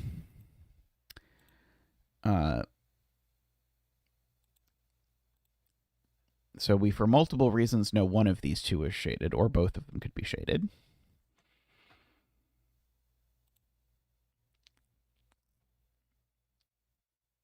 Yeah, one of these two is shaded.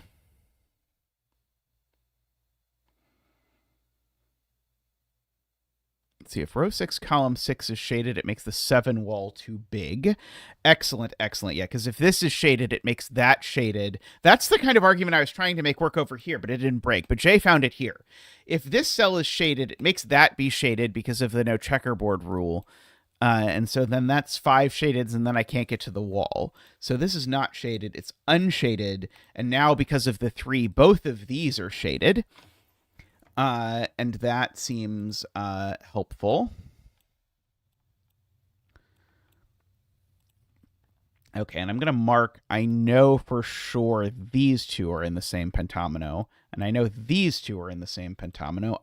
The 5 is now done, because the 5 now sees 5. So that is shaded, which makes that shaded. And my pentomino here is not done, so that's unshaded and is part of my 5 omino. This hasn't met the wall yet, so it's still going to have to wall over to here.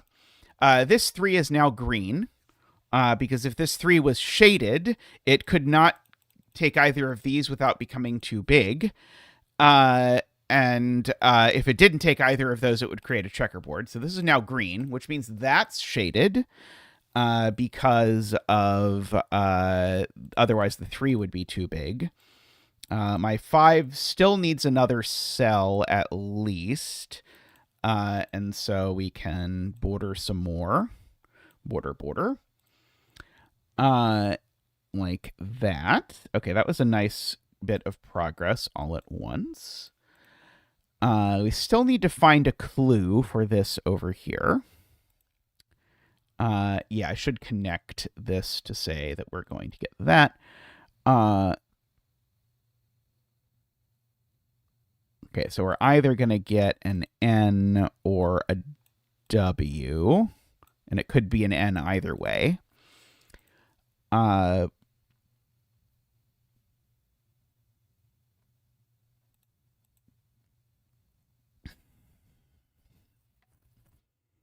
Is it a problem if this is green and the green gets carried over there? I don't think so. 3, 4, 5, 6, 7, 8, 9, I think is exactly enough.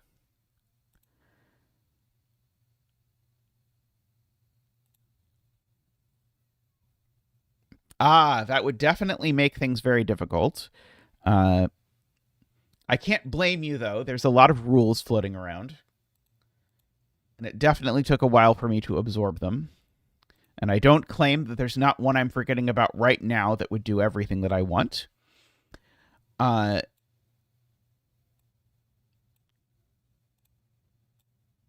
These aren't both green.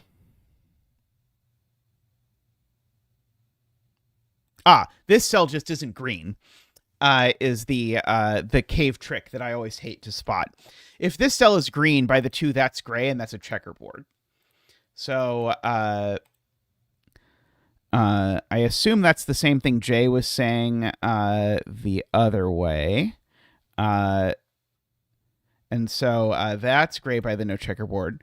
Oh, actually, no, it's very different, actually. What Jay was saying was actually that I definitely can't make this now shaded, or I've made my 7 wall have lots of problems that 7 walls typically don't want to have. And this also can't be gray because of the same reason. Okay, so we can do up some of that.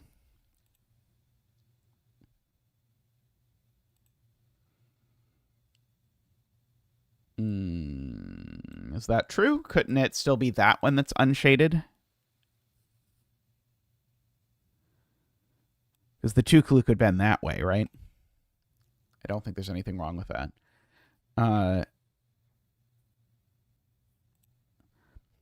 I only saw that because I'd been thinking about it already. And I kept trying to make that argument repeatedly in my head, and I had to keep catching myself. So the only reason I caught it was because I was trying to do the same thing. If this 7, no, this annoyingly, this 7 can still be gray as long as it does exactly that.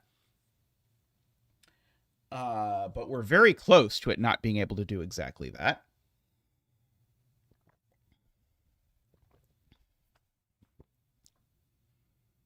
Right. Which breaks the 2. Yes. That doesn't actually work. Yeah. So if this was gray, it would have to do this. And the problem with that is now all of these are green. And now the 2 is at least a 4. So in fact, this is green, which by checkerboard does us this. Okay. And so now that tells me the 2 is done. So now that's gray. I can connect these. By pentomino.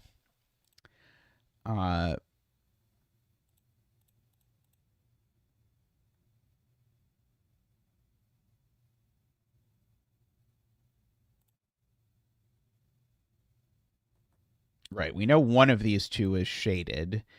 Yeah, so one of these 2 is shaded, is the point. And now if the 10 is unshaded, this is shaded. Wait, no, sorry, we don't know that. We know one of them's unshaded, I think is what we know. Right, the 2 pentomino can't take the 7. Agree with that. Because that's how our rules work. So if this 10 were correct as a green clue, what's the most we could get to? 1, 2, 3, 4, 5, 6, 7, 8, 9, 10.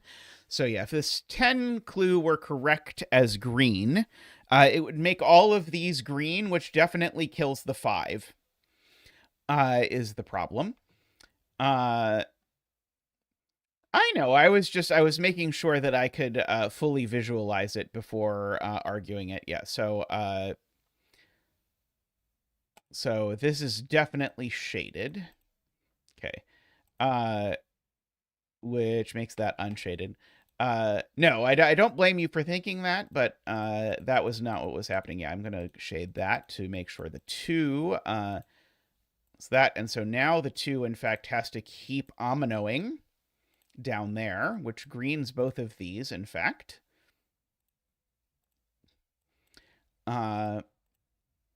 Like that. Let's see. If the 10 takes this cell, does the world break? I'm almost positive it does. That would be 6. In fact, that would be 10. So yeah, so that's not going to happen. In fact, actually, the 10 has to connect straight down it's even better than I thought. The 10 just has to connect straight down with all of this being green. Otherwise, the 10 is not a 10 at all, which would be very unfortunate for our poor 10.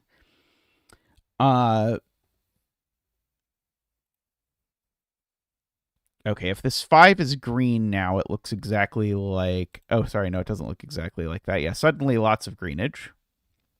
The puzzle is accelerating as we go along. Let's see, that's like 5 there, currently for our 7. Could certainly get some more down, could get some more up, could get some over here. Still lots of flexibility on that front.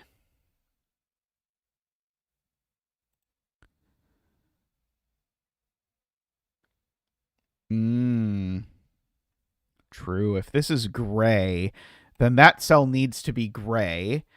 But now there's no way to connect this to the wall. Basically, this wall is stopping this 4 from getting to a happy adult 4 wall size. And so therefore this is green. I like that point a lot. That's very cool.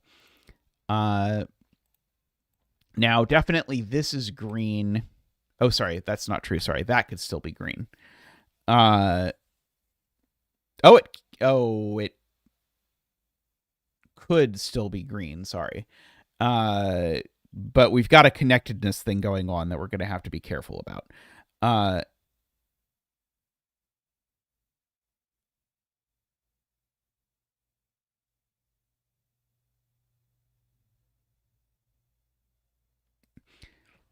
Let's see.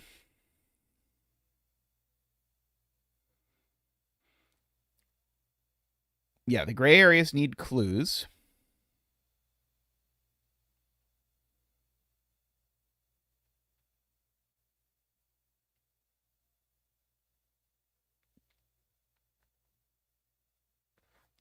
It is being claimed that if the gray doesn't take the question mark, then the gray has to connect with this gray and now has to get a number because there are no question marks left.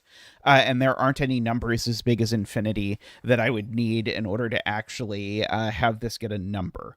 So, in fact, this gray, now, because we've used this question mark, now is obligated to take this one, or it just becomes absurdly enormous.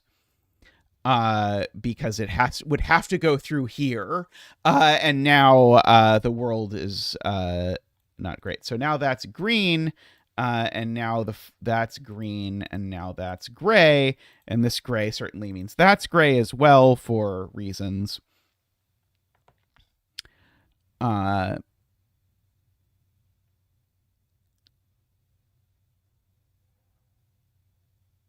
can put in a little bit more boundary. See, if this is gray, that's gray. That assuredly breaks. Oh, no, it doesn't. Right, because then it would just connect to the question mark, and that sounds perfectly fine. Breaks the 3s.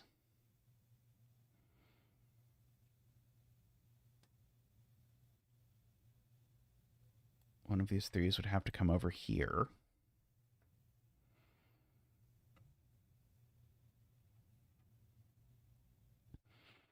In my heart of hearts, I assume it's part of the 9.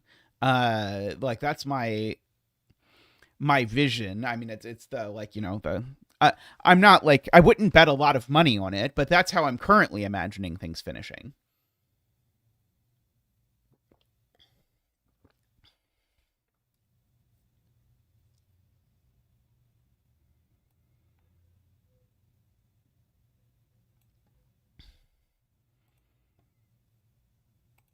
So what people are saying is if this cell is gray, if you hypothecate that, then this green has to come up like this. But now the problem is that I can't connect over here without breaking this 3, and I can't go up. So I've now created a 3-cell green region, whereas all the green has to connect. So the green is at least 5 cells because it needs to be divisible by 5. So that cell is green. And now that cell's green, now the problem is now this green can't connect up through here. This green has to connect down here somewhere. And so this green's going to have to connect to this piece somehow. It can't connect over here because if this green connects to here, it separates this piece from the question mark that we've apportioned to it.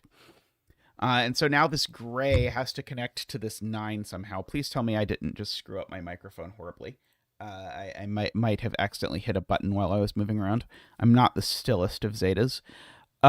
So now this shaded definitely is the 9.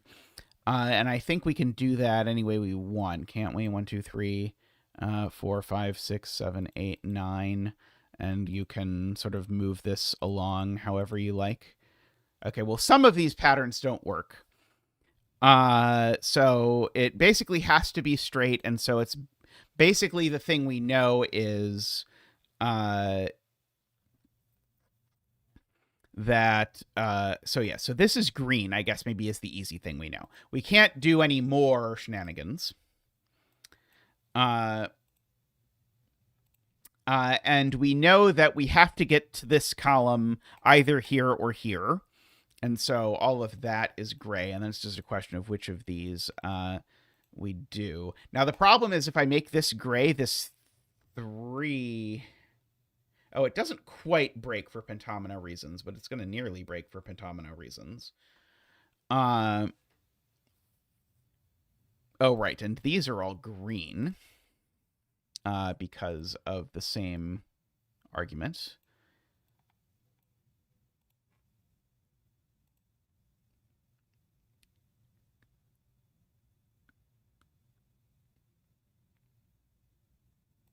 So one of these is green. We certainly know that this omino goes down here like that.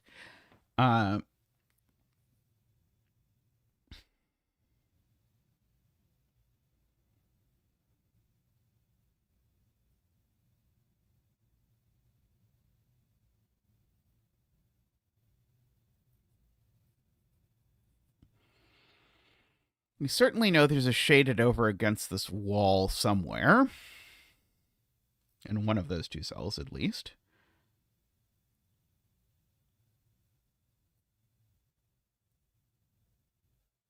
But there's no reason a priori we can't do something weird like that.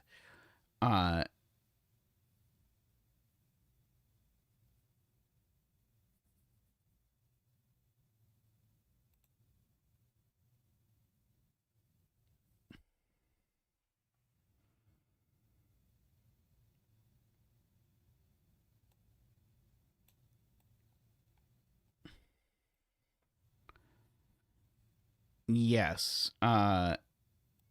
This 3, combined with the fact that you're not allowed to have an unclude gray region, tells me that this cell is always wall.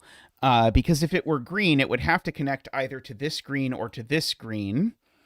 And the problem with connecting to this green is that I have to connect to this green in some way that didn't break the 3, but that creates an unclude gray region. So I agree that's always gray. Probably the same is true of this cell. I believe the same is true of that cell. I actually think I believe the same is true of this cell even. How many more do we have left to get to question mark? Oh, wait, did I screw that up? Sorry, I think I might have screwed some of that up. Sorry, I think this could have connected like that and been fine. Sorry, I think I was missing that option.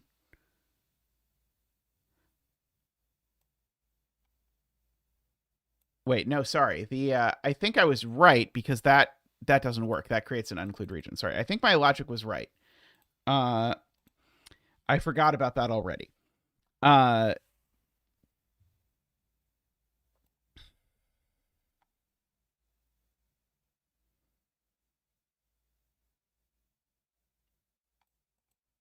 Oh, this is just always connecting. Wait, isn't this broken? Oh, no. Sorry. No, this does not need. This doesn't need to connect, but we do need to put 5 cells for this 3 to actually touch.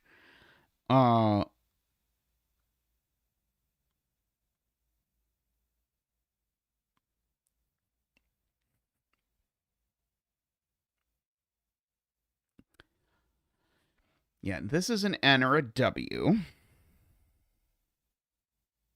There's no 2x2 rule, correct?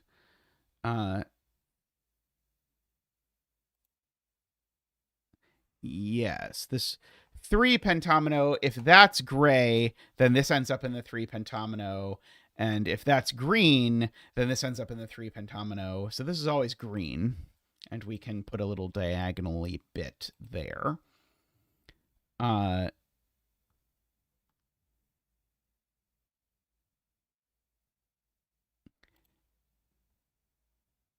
And if this is also part of the 3, then we need to push this down instead of up to avoid the N touching an N business.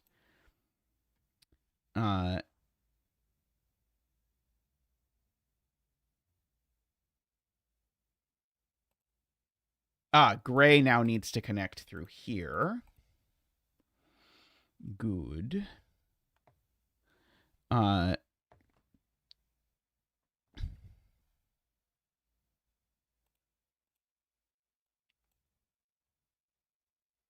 Row 6, column 1 is green. You get 2 N's touching. Right. Yeah, this would, because I couldn't do an L because that would make the 3 not a 3. I see. Yeah. So if this is green, then we're obligated to do this exact shape, which is an N touching an N. I agree. Okay, so that makes that green. So we're going to have a P, I think is what's going to happen. So that's green. So that's gray to make the 3 correct. We can do that around there. We certainly now know that this 3 goes at least that far. Now,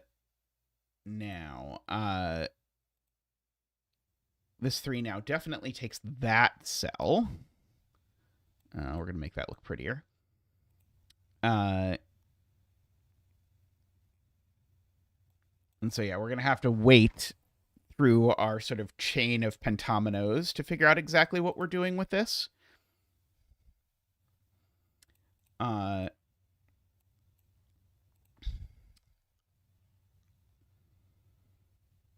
might be able to do a little bit of mod 5 math and prove that this goes up, but I don't really want to.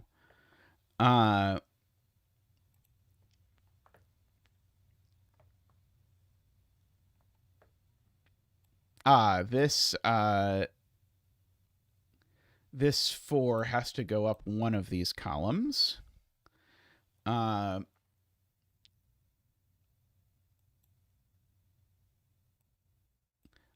So you want to argue that if we do this, if this is the shaded cells, then we go 1, 2, 3, 4, 5, 6, 7, 8, 9, 10, 11, 12, 13, 14, 15, 16, and we have 16 or 17 cells, and that does not work. So,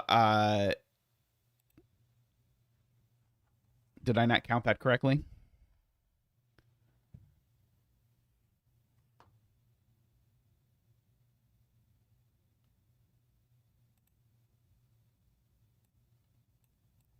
Oh, yeah. Right. Yeah, that's much easier, right. So if I make this gray, just look at this cell and ask what amino it is going to be in.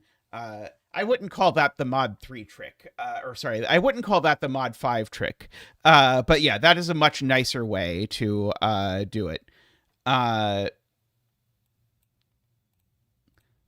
So we get that going in, which does some greening for us. Okay, and so now this is 5 cells. So now it will be the mod 5 trick to say that that's a P, and this is an L, and this is a W, which makes this an N.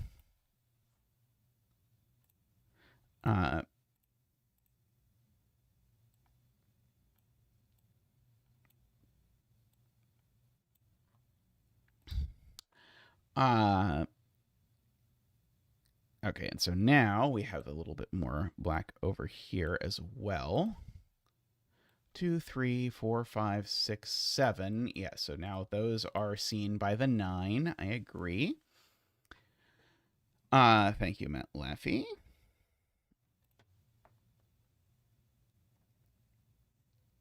Yeah, maybe we should count down here. 1, 2, 3, 4, 5, 6, 7, 8, 9, 10. So if this is exactly 10, that's annoying. Then this can connect up. But I could also do 11, 12, 13, and then I've got a few options for exactly how I make this work. Yeah.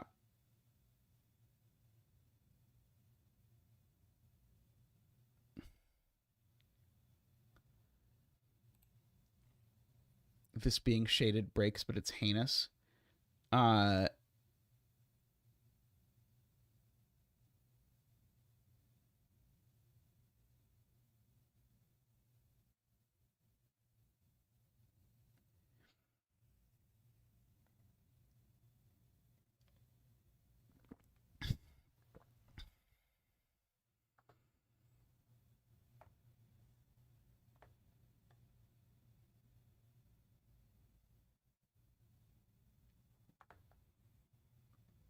I'm hoping this turns out to be a U.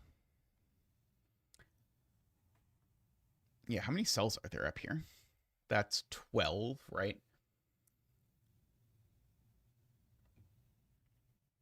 So if the 9 is shaded, the 3 is definitely unshaded. But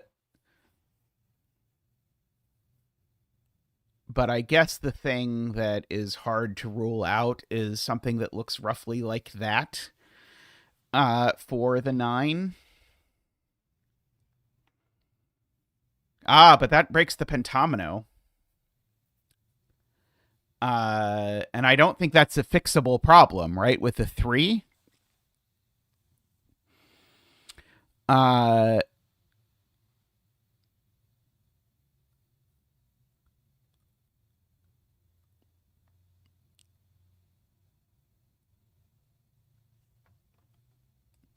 Oh, yeah, never mind. Sorry. Never mind. Yeah, you're right. You're right. The heinous deduction doesn't even work. Okay. So Garion is saying this needs a clue. And you can't possibly connect it to the 6, because if you do, then you of necessity connect it past the 5, and now the 5 isn't 5. So this is in fact part of the 5. So we could do something like that, or something like that, or that, whatever we wanted. So this is green, which makes that green. That does a little bit more for our 7. 4, 5, 6. It's now at 6.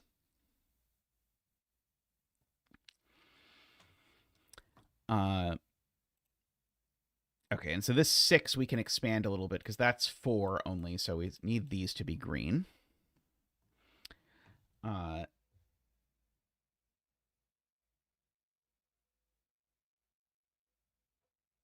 Can I not count 6 again? It still looks to me like I need these 2 to be green.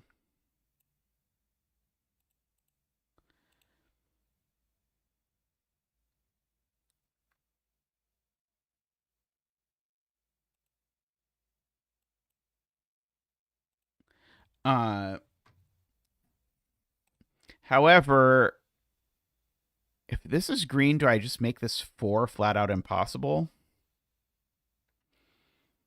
I think if this is green, I make this 4 flat out impossible. In fact, actually, I could just argue this 4 can't be green. Because if this 4 is green, then I need to make one of these two cells gray. That one flatly breaks because it's not connected. In fact, actually, I could even stop there because it would have to be green, and now the 4 actually sees a million instead of 4. So this 4 is just always gray, which means those two are always gray.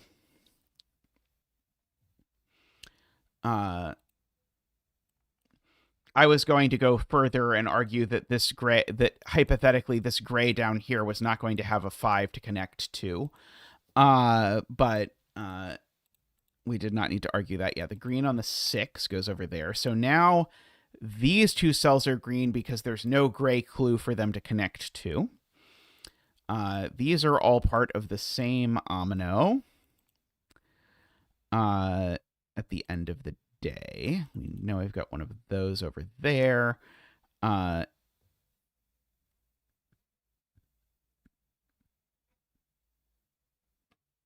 there any cells I can't get to with this 5? Annoyingly, I don't think so.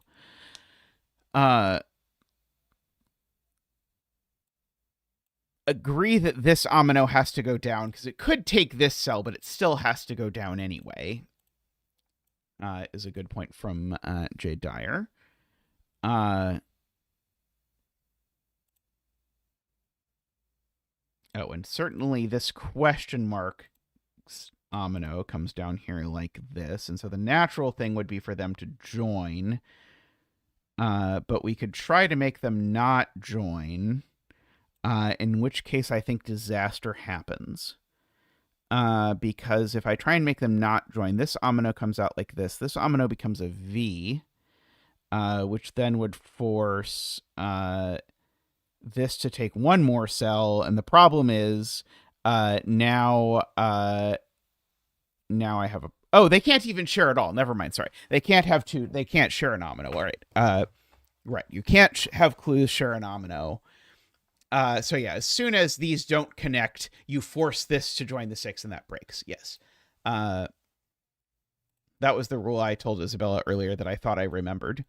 Okay, so got that.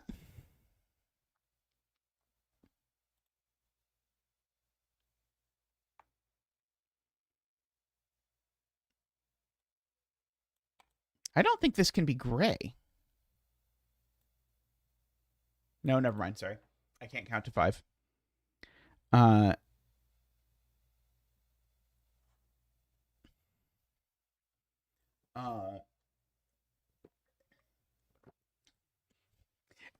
There's something easier on the there's something easier than the thing you're looking at button.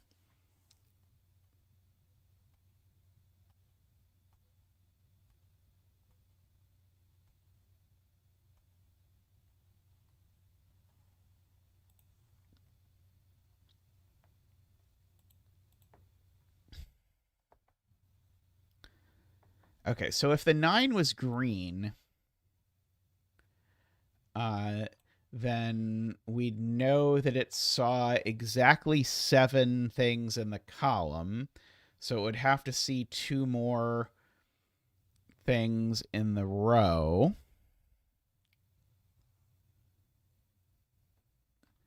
You would have to see it via, in fact, the 3 here in that break. Okay, yeah. So here's my proof. I think this is not too bad. If this is green, the 7 is done, so that's gray. It's now part of the 3. And the problem is that now this 9 sees way more than 9. So this is, in fact, shaded. Yeah, the 3 being forced, I think, is the easiest thing for me to see. But I expect that there are other ways that one could argue it.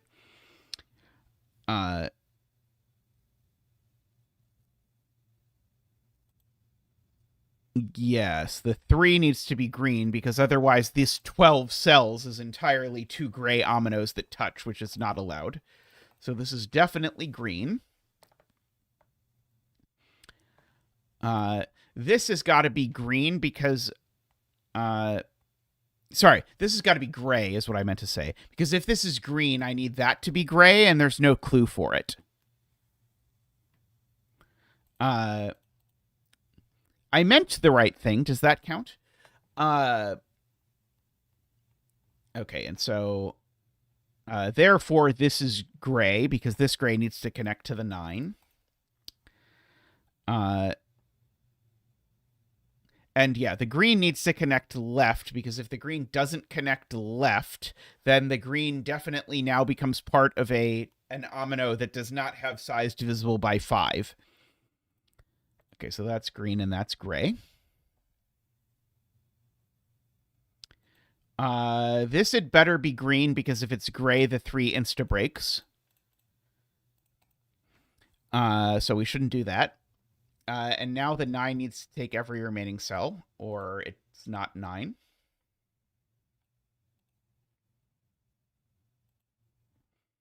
The 3 can't take this cell, because if the 3 takes this cell, the 9 is cut off, is one way to say it. Or a different way to say it, actually. This is much easier. The 9 needs to take this cell, because if the 9 doesn't take this cell, then the 9 is trapped at not enough cells. And so that forces the 3 to be a p-pentomino, exactly.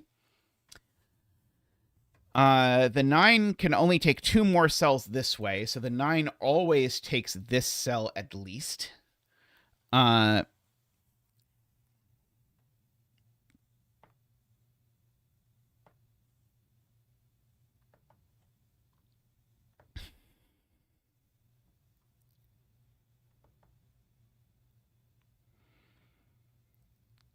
Yes, now the 3 has to go down.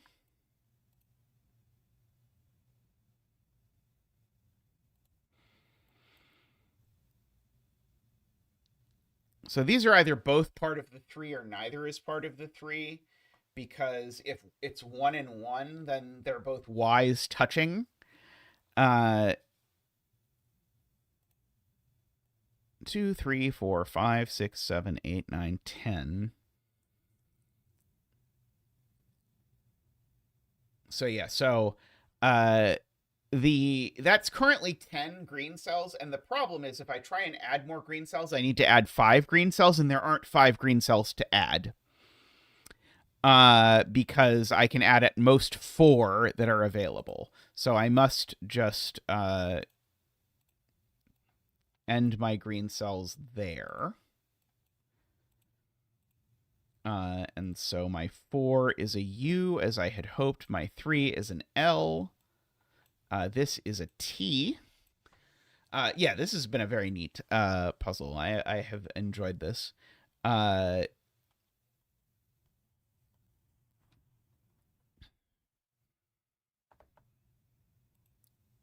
Okay.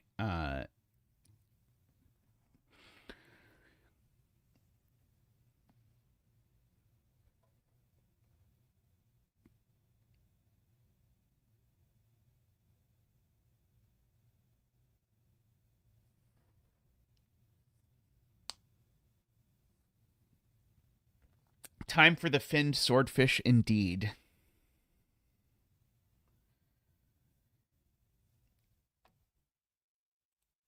Okay, so if this 7 does not take this, then the 7 chases this out, and this ends up at not 7. So the 7 definitely takes that cell at least. If the 7 doesn't take that cell now, then the 7 has to take that cell, and now this goes around here, and we've got the same problem. So the 7 definitely takes that cell.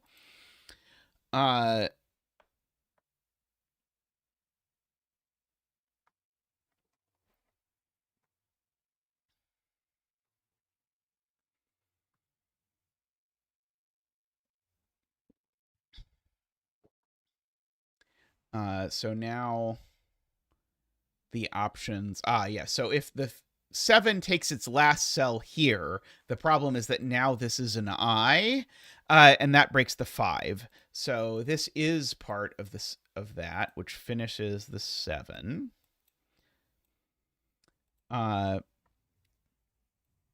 This cell can't be green because if it is now, my 5 is broken. This cell can't be green because if it is now, my 5 is broken. And therefore, in order to finish my 5, I have to do it like that. Which now makes these green. These all join. I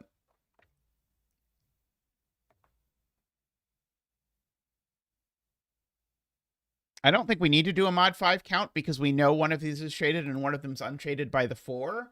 And so you could do a mod 5 count, but I don't think it matters. The 2 is finished. Okay, so this is not part of the 6 because that would be an L touching an L. We can't do that.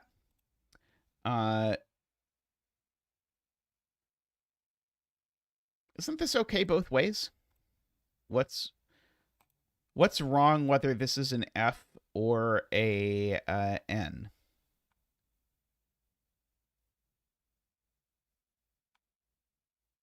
The 7. The 7 is wrong. The 7 needs to see one more green cell. 2, 3, 4, 5, 6. The 7 needs to make that the green cell, that the gray cell, and then that finishes a very beautiful puzzle. Yeah, there is still a clue that was relevant that we're forgetting. Yeah, very nice rule set there. Very nice puzzle. I enjoyed solving that quite a bit. All right, I'm going to take a quick break to stretch, and I'll be back shortly with more Sudoku action. So look forward to seeing you in just a moment.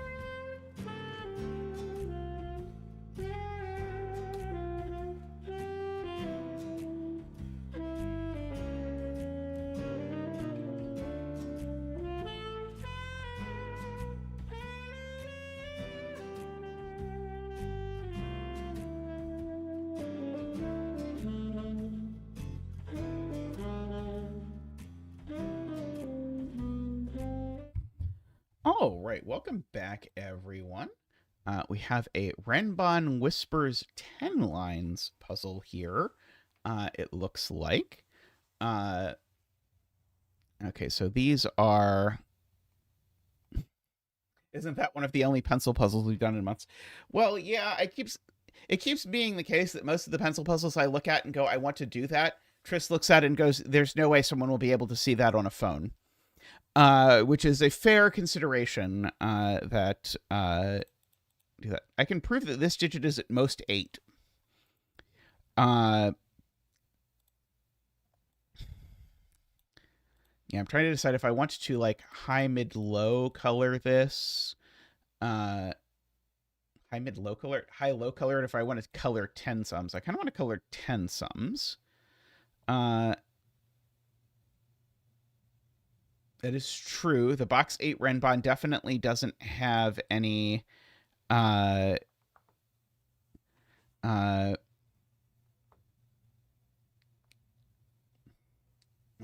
well, that one was a reasonable grid. A lot of the ones that I look at lately have been sort of unreasonably large grids, like 3 of those grids tied together or something. Oh, did Tristan solve this one? Okay, fine. I will. Tristan steals all the things.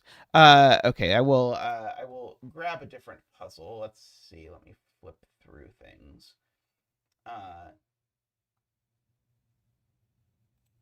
What about this one? Did Tristan do this one?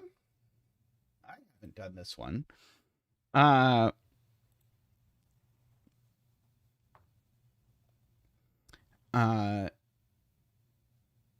New one seems new. Okay, so every line in the puzzle conforms to one of 4 constraint types listed below. No 2 orthogonally adjacent lines may be the same constraint type. So we've got Renbon, German Whispers, Region Sum, and Parity lines going on. Well, I know this one isn't a Region Sum line. I can tell you that. This one isn't a Region Sum line either.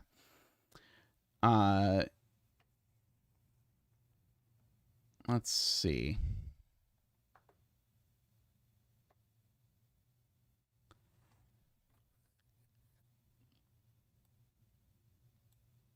This one is length 10. This can't possibly be a Region Sum line or a Renbon, right? Yeah, this can't be a Region Sum line or a Renbon.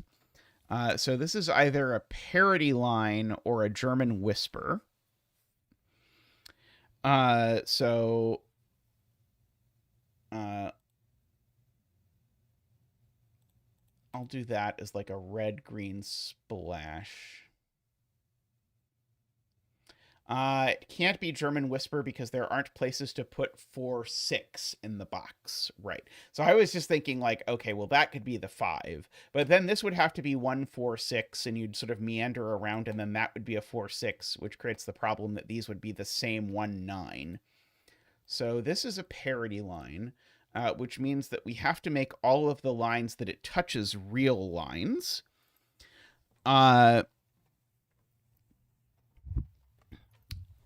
So do we know that these are one of each type? Can't these? Oh, these 2 do touch orthogonally. I see what Jay Dyer is saying. Yeah. So Jay Dyer's point is these 4 lines all mutually touch each other, and I kept not seeing how these 2 touch each other. But if I'd looked all the way around, then they do. And so I need one of each type. This one's not a Region Sum line because I would be saying that these 2 are the same number.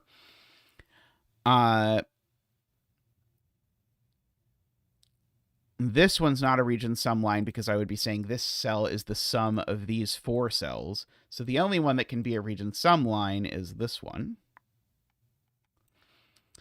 And so one of these is a Renbon, and one of them is the other thing. This one is 9 long. So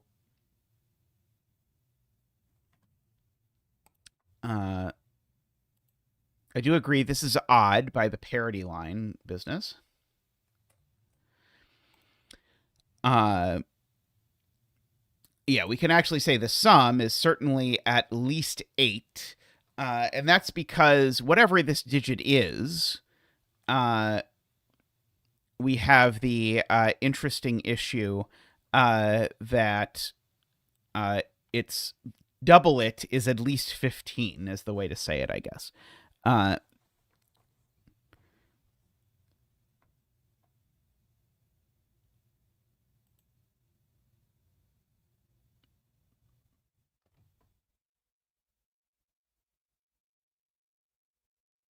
Yes, this entire line sees that 8, 9. And so this line, which needs to be German Whisper or Renbon, can't be the Renbon because there's a digit that's not on it. And so this is the good line. This is the bad line. No shade to German Whispers. That is very nice setting. Uh, okay, so got a 5 over there somewhere. Okay, so now this line, yeah, we could certainly say this isn't 1. I'm not sure that's the interesting thing to do, but it's certainly true. This line could be anything, I guess.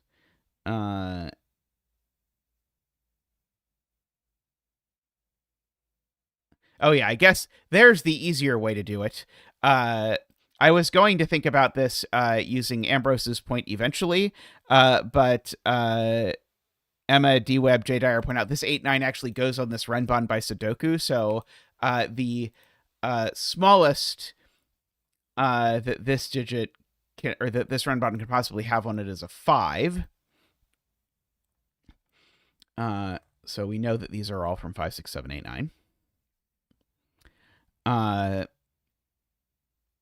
And so these numbers could be 5, 9 or 1, 2, 3, 4. Why not 4? Oh, because I can't count. Could go down to 4. I convinced myself that 8 down to 5 was 5.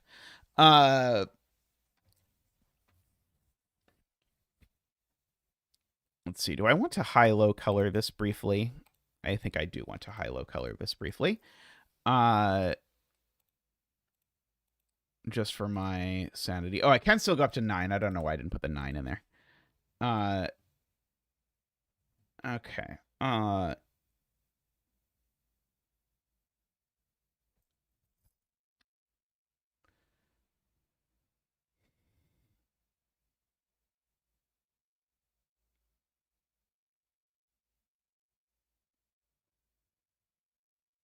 Yeah, and these are 1, 2, 3, 4, 9. So these were still restricted, just not the way that I originally had this, because 5, 6, 7, 8 all get taken.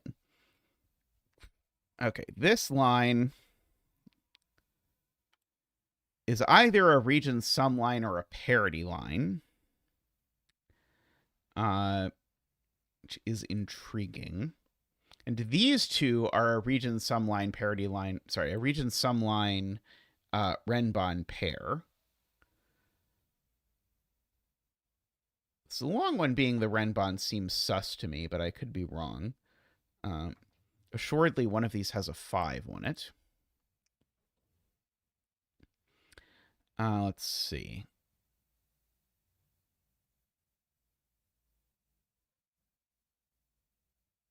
5 cells equals 5 cells. Yeah, that does not sound great as things that I should press on too hard.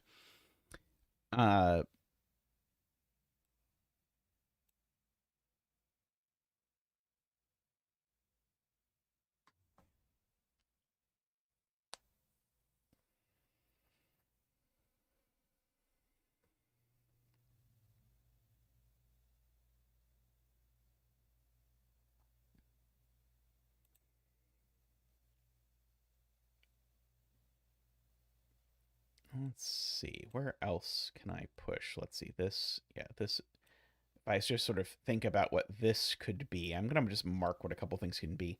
This can be a region sum line or a parity line.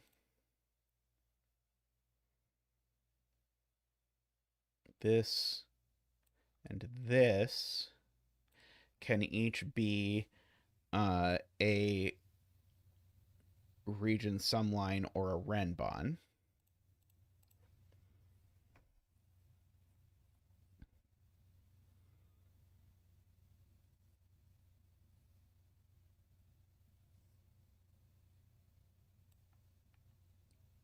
Oh, right. I don't even know. Yep. Sorry. Could be a Renban.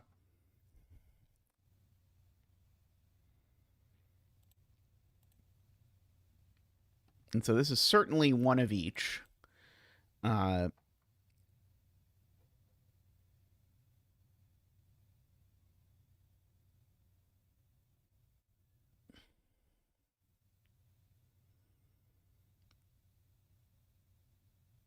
Yeah, the German Whispers coloring was not incredibly helpful and is certainly clashing with this whole razzmatazz.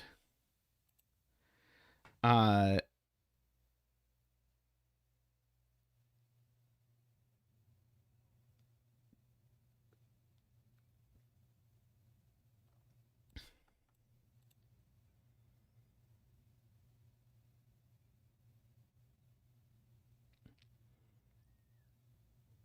hmm.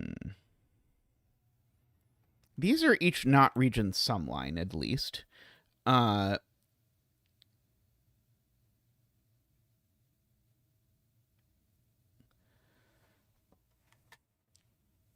that doesn't seem too useful. This one's at least definitely not Renbon. Does anyone know if it's possible to have a region sum line that has a length 4 piece equal to a length 6 piece? Uh that's a joke because the first puzzle we did today was entirely based around region sum lines with length 4 pieces equal to length 6 pieces. Uh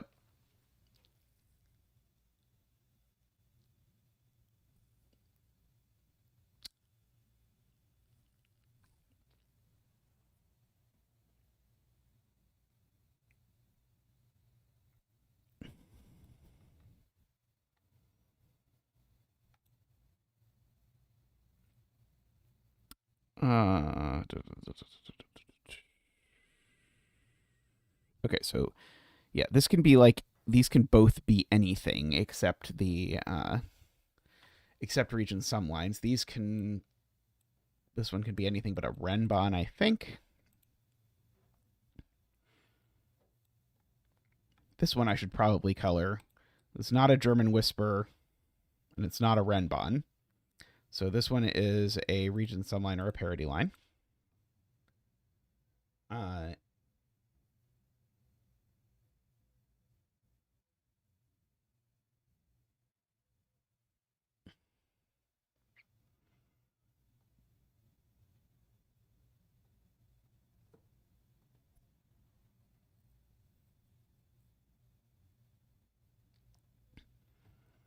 let's see. Gary says you can't put a 4 on here. Uh, uh,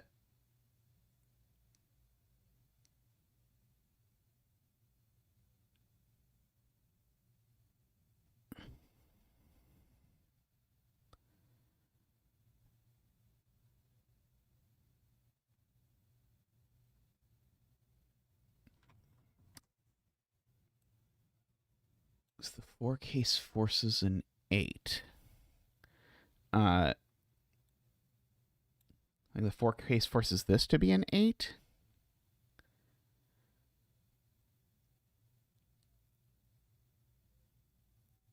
Why?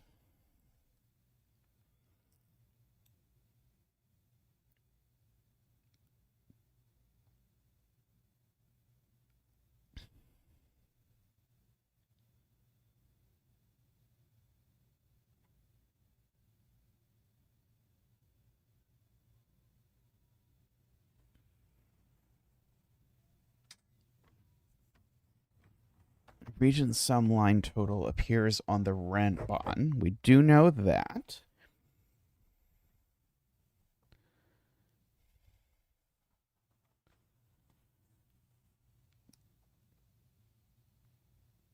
Ah, right. Okay, right. So yeah, right. Okay, yes, right. So as soon as the region sum line sums to 9, there's no 4 on here.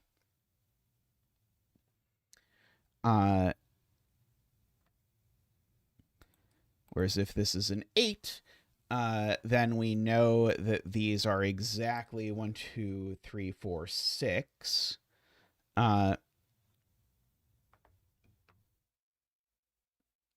It doesn't seem to tell me that that cell isn't 4, though. Uh,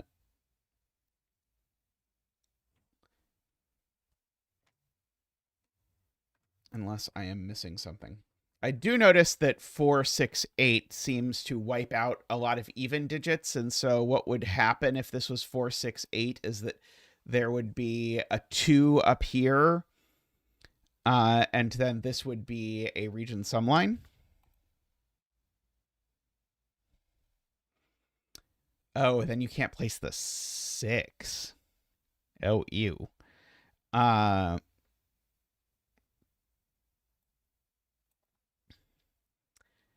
Yeah, I can't find a nice way to say that one. The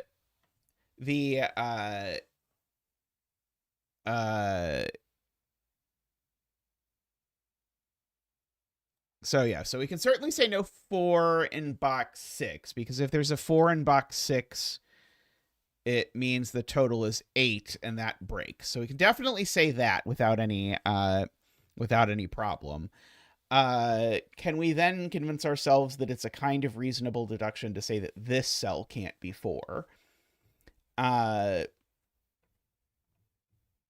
In a way that doesn't involve hypothecating digits into the amount of cells that would be required the way we phrased it before.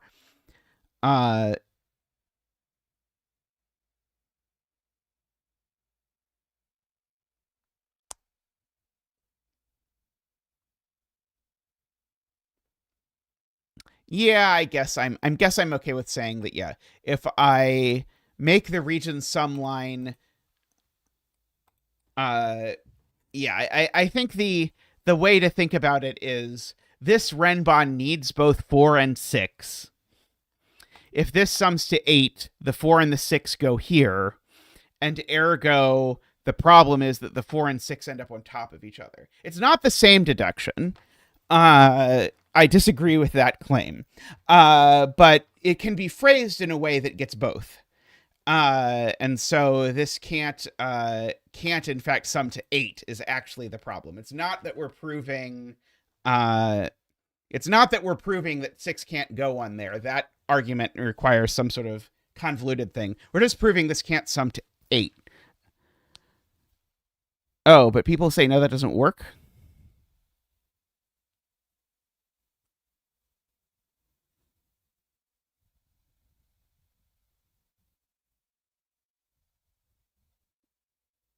If the sum is 8, these are 1, 2, 3, 4, 6.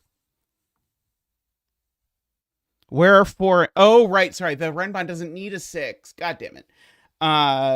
Right. Sorry. It doesn't need a 6. Never mind.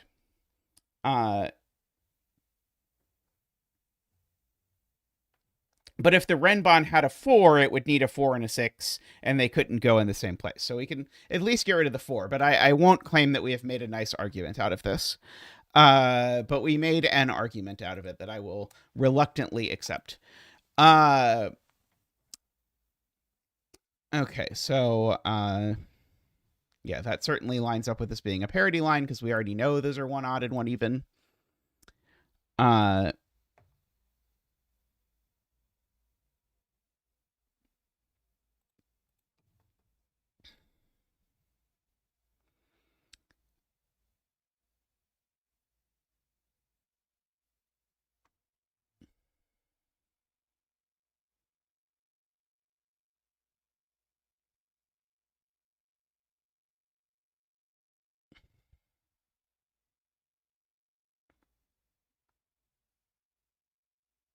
Yeah, you just need to add an additional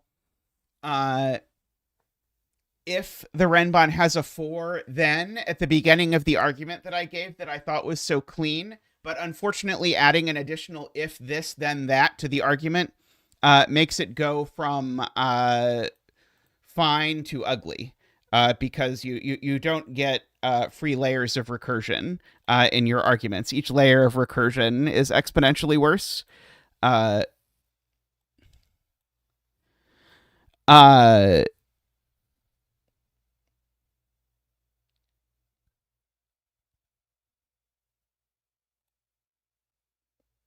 But I agree, the proof works. It just makes it go from, oh, that's clean and nice, to uh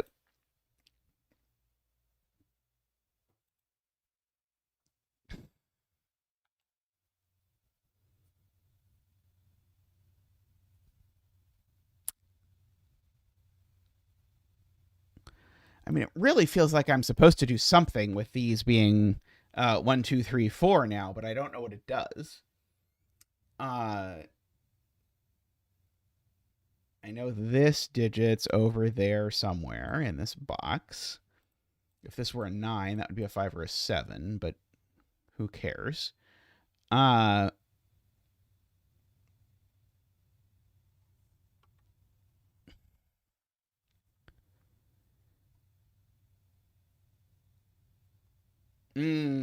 is very worth thinking about.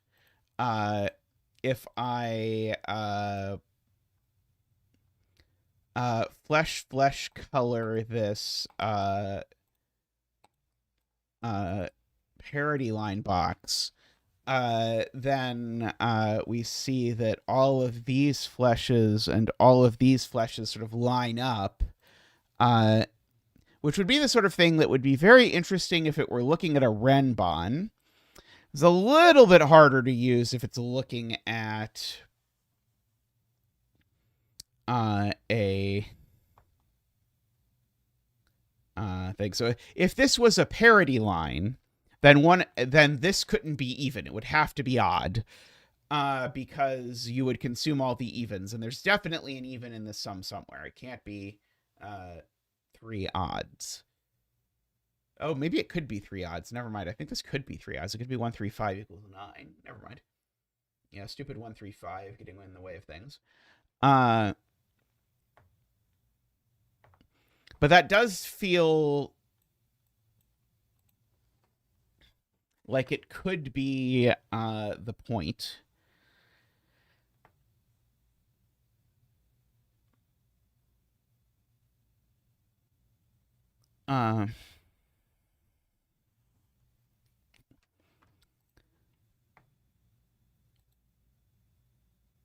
I mean, the parity alignment feels like it's telling me something isn't a renbon, but there's nothing it looks at that has anything to do with renbon, is the problem.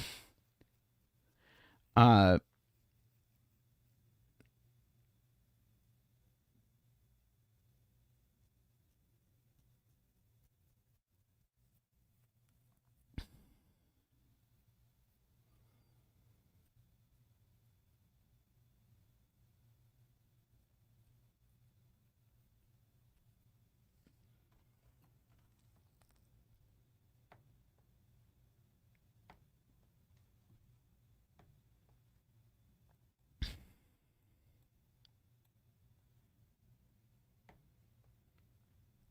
and sums to 18 don't have a whole lot of commonalities. I guess we know there's always like a 1 and a 2 in here in a sum to 18, right? Because if I do 1 and then 3, 4, 5, 6, that's too many. So it at least is interesting that this digit specifically, if it's low, maybe we're going to get the high-lowity of this. If it's low, this would be a 3 or a 4, which would make this the other 8, 9.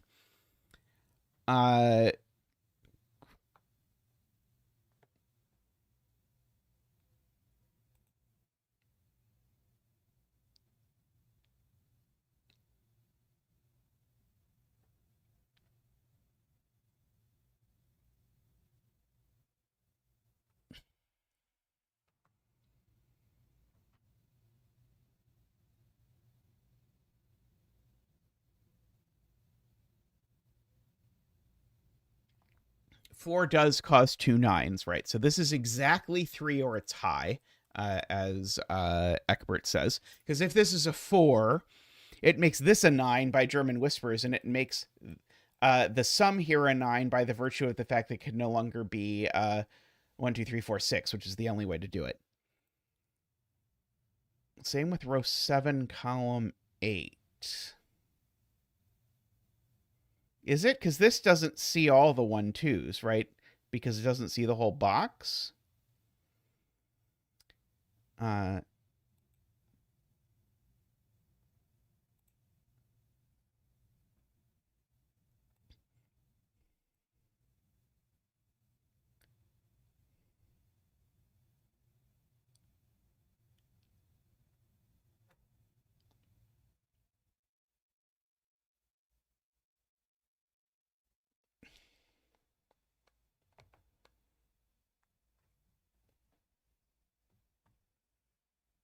Oh, you just mean this isn't a 4, not that it can't be 1 or 2. I see. I'm just reminding myself of what the coloring is. These two are the same color.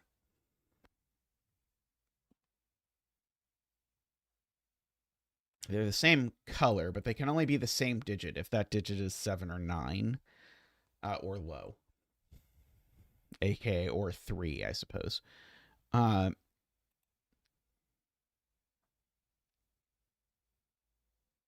If this is a 3, then this needs to be exactly 1, 2, 4, 5, 6. 1, 2, 4, 5, 6.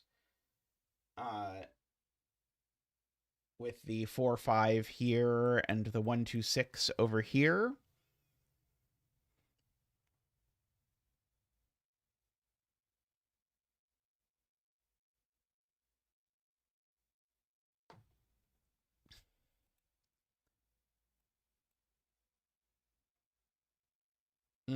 So the point is, this 8, 9 goes in one of these cells, so it is just pale flesh.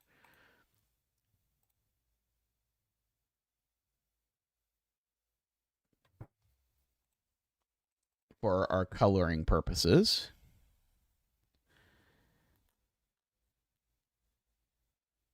The 8, 9 is a 9. So this digit goes here on the Renban just by Sudoku, because this digit can't go in any of these cells. So it goes here by Sudoku, and then it lands in one of these 3 cells, and just all of those are light flesh.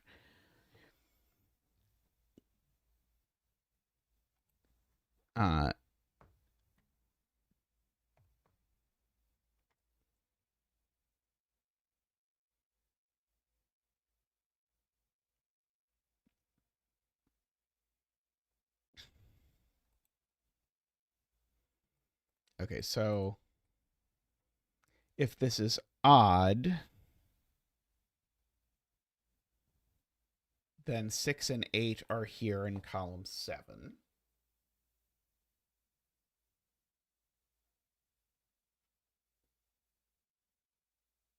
But then we can't sum to 9 without a 6 or an 8.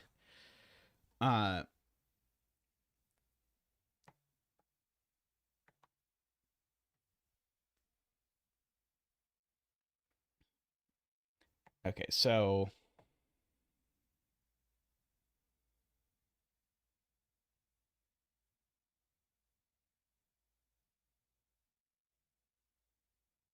column 8 in box 3 has 1 and 3 in it.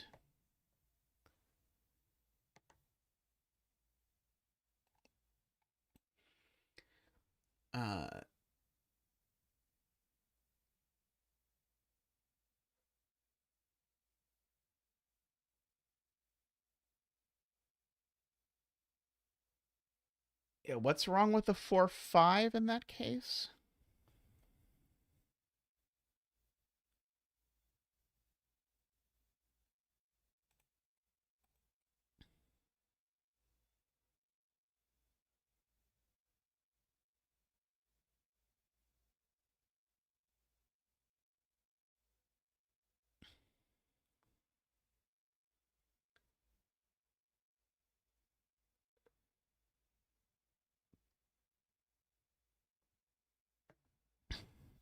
If row 7, column 7 is odd, then you put exactly 1 odd on its column 8 region sum line.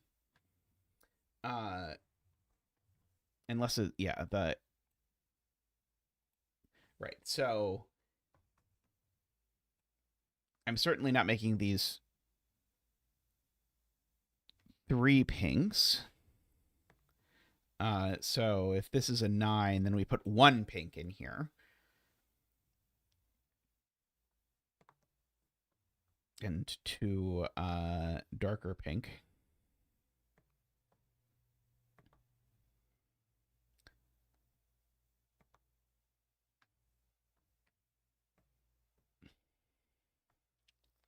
Yeah, the 1, 3, 5 definitely doesn't work. Because of the parity coloring.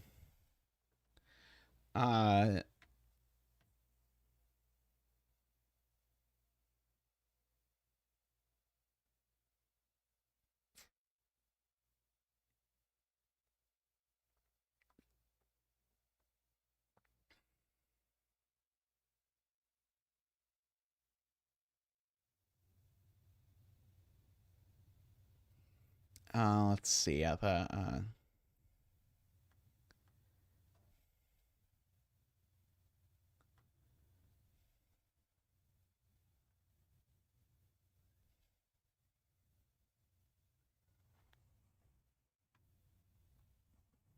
134 also breaks because if pink is 8, then these are even. So this have to be 268. What's wrong with these being 268 with 134? Because we'd want the 4 up here anyway.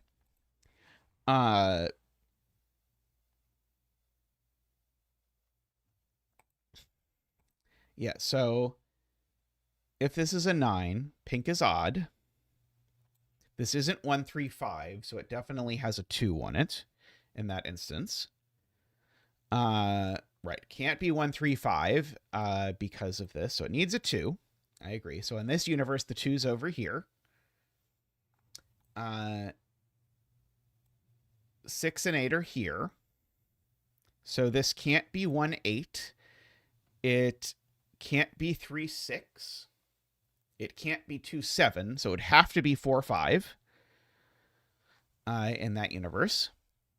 So we'd have a 1, 2, 6 and a 4, 5.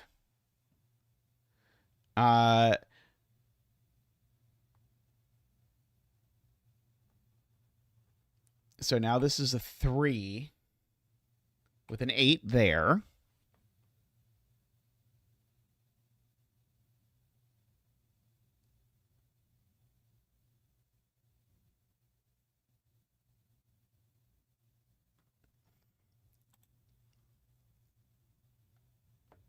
So this is also low. So it's also a 3. And that breaks because now I've got another 8, 9 looking up, and we know there's an 8 in there. Right.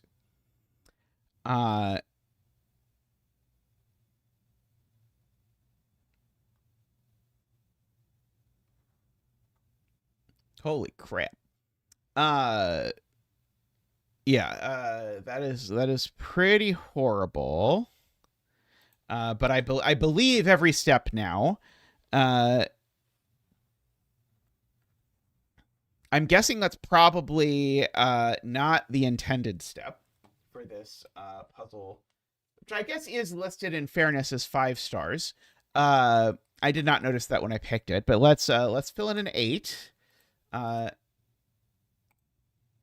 It's very possible that's not the intended step. I would certainly believe that. Let's see if it does anything. Okay, so we know we've got an 8 over in one of these two, just for the record. Okay, so if this is 8, that means this is even.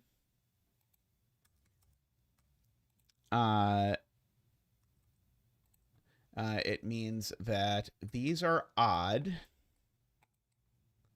It means that this is dark flesh.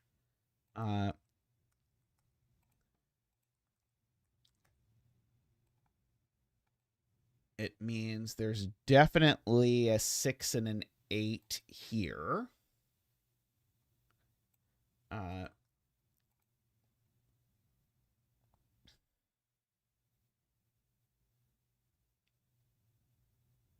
Right. Remember, this is the world where these are always 1, 2, 3, 4, 6. There's no 6 over here, so the 6 is over here somewhere. And so therefore this is 1, 3, 4, just to be clear. So there's no 1, 3, or 4 over here. So these are 2, 6. This is not 3 or 6. It's 7 or 9.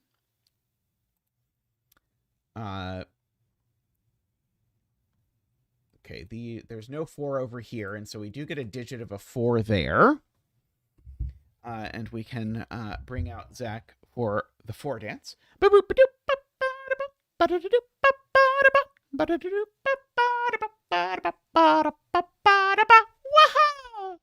Oh, Zach was supposed to do an 8 dance. Sorry, he fell asleep there. There was Oh, LMD adds each line follows precisely one, so we might want to be mindful of that. Okay, so there's no 4 down here. These are from 1, 2, 3. Poor 8s. Okay, these are all high, by the way. I should probably fill in. Oops.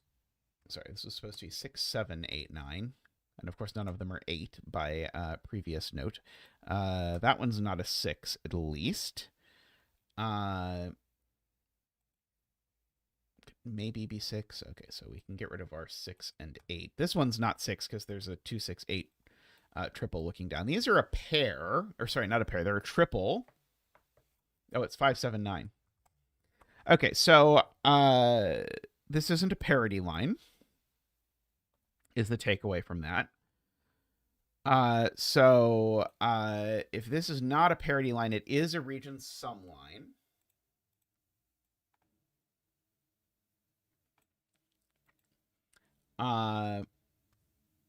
Oh, the 6 on the Renban is there. Several people in chat have been attempting to get me to deduce.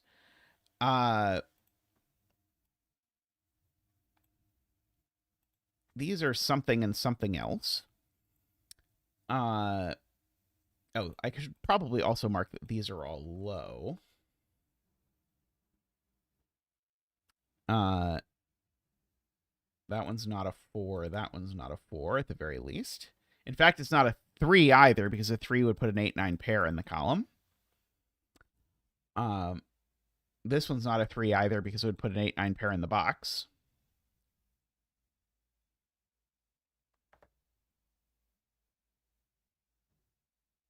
The 5 in box 6 is definitely here, so this is not the 5.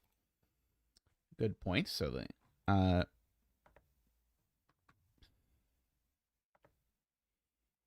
there's definitely a 2 in these cells by the column, so this is not a 2.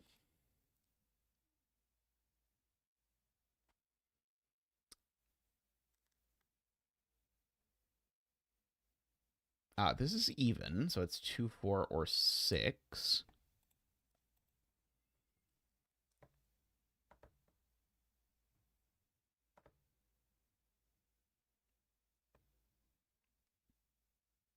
It's true. This is not a region sum line or a whisper. So therefore, it is only a Renban or a parity line. Parity line looks almost interesting, but not quite. But we do have 2 evens looking at it, at least roughly. I guess one way to look at it is the sum of these 4 cells is the same as the sum of these 4 cells, which doesn't feel great as a deduction, but is true.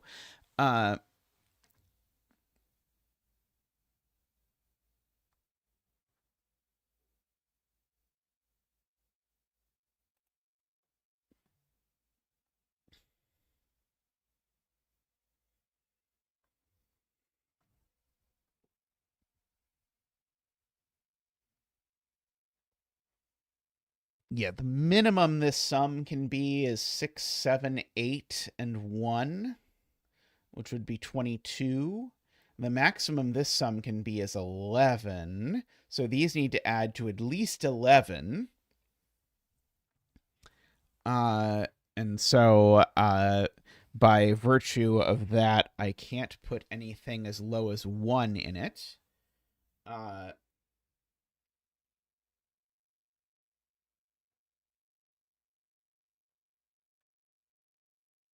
I agree we need the last high. Oh, yeah, 2 doesn't work because it would have to go with a 9.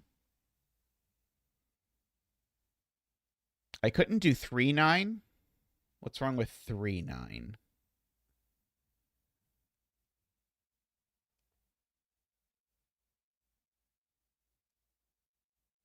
It drops this too much.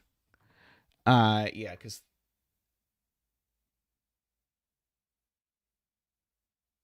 Right. So 3, 9, yeah, plus 2 plus 7 is still too low. So I can't...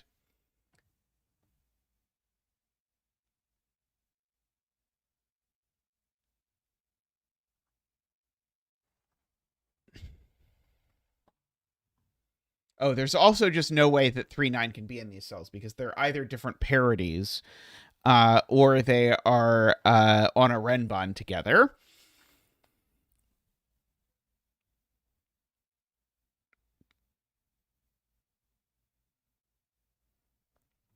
Two 9 doesn't work because it required that these add to 11 as well, but 2, 9 actually strips the maximum of both of those away, so it lowers that. So,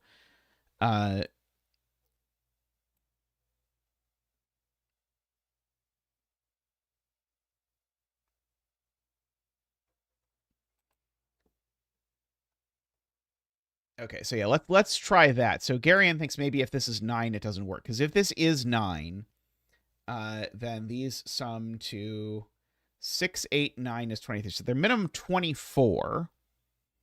So what would the maximum here be in that universe? If that's a 9, then this is 7, 5 maximum, which is 12.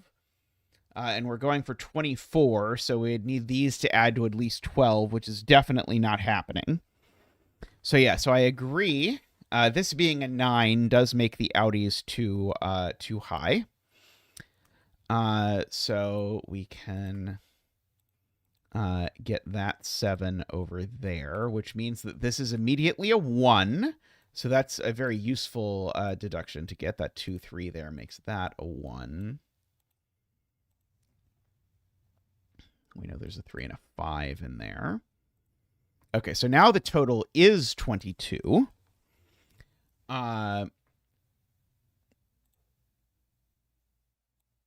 We know there's a 9 in these cells.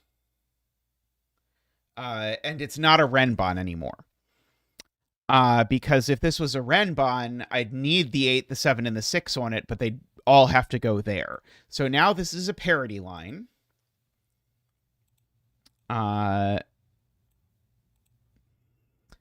So it's a 9 with an even digit that's a 2 or a 4. You should start dinner. I'm probably going to stream until this puzzle's over.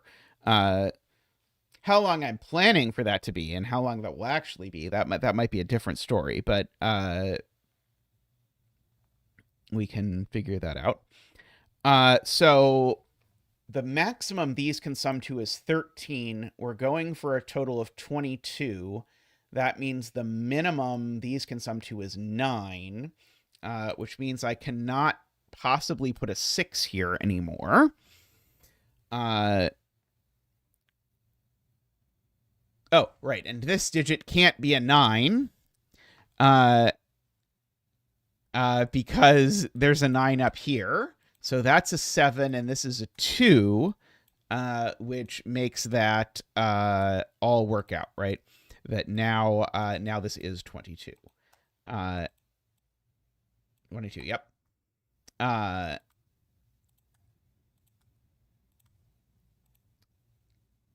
Okay, and 2 doesn't go next to 6 on a German whisper, so that's a 9, and that's a 7. 7 doesn't go next to 3 or 4 on a German whisper, so that's a 1, and that's a 2. So that gives me the 2 and the 6 in that box. This digit is something. 2, 3, it's a 4.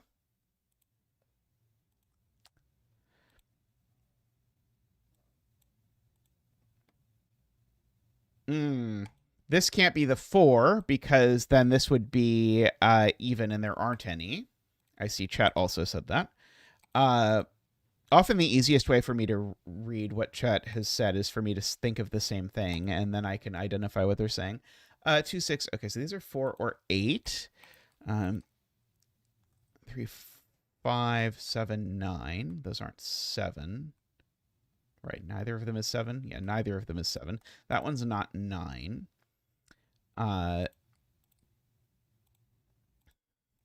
You can light flesh, dark flesh these.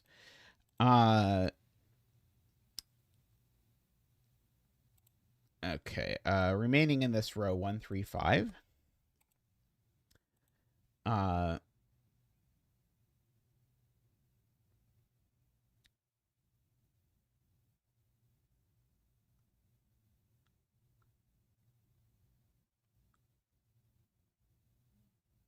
4 and box 5 is placed here. I agree with that logic.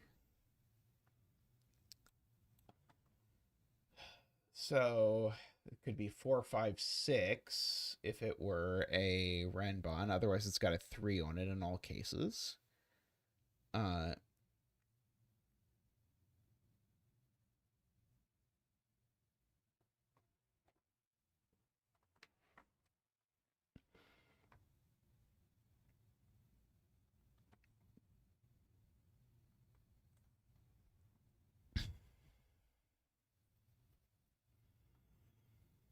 Can I break this being a Renbon yet?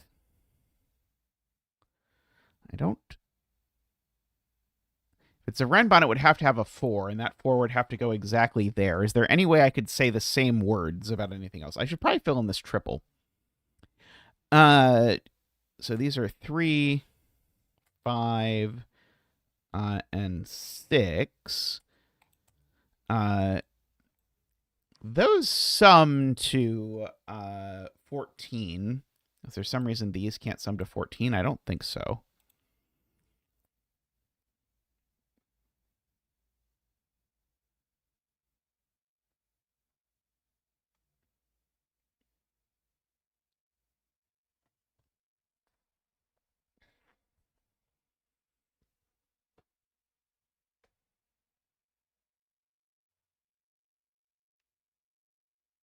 It is true. This needs a 3 or a 5, so there's no 3 or 5 over here.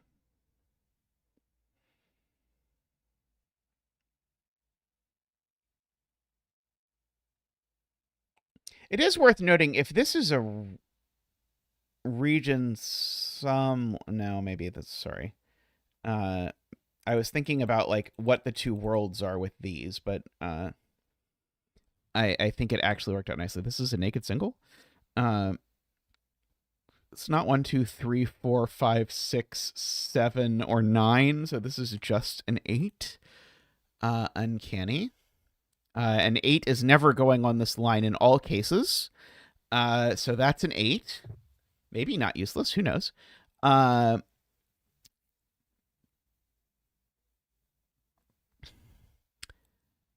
So what was the sum again? It was 14. So if this is a region sum line, these would have to be 1, 3, 4 exact, or sorry, 1, 2, 3 exactly. And they can't be because of our virtual pair.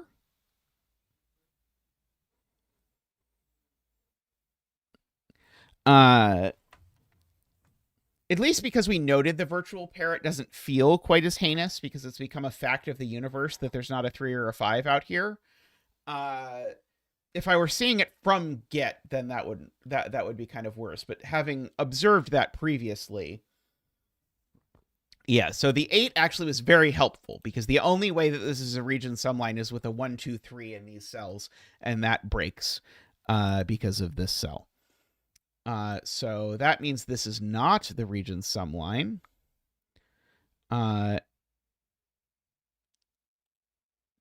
It is the Renbon, and so that's the region sum line. This is the Renbon. And then we can take that. So now that's 1, 3. So now that is 5. The 6 in this box is placed by virtue of the fact that it can't repeat in this column or on the Renbon. This column needs a 3, and it goes there. This column also needs a 4, and it goes there. Let's see. This box seems to be missing 2, 3, 4, 5, 6, 7, and 9. I'm certainly putting a 7 here, so this is never a 7 in any universe. This digit is known.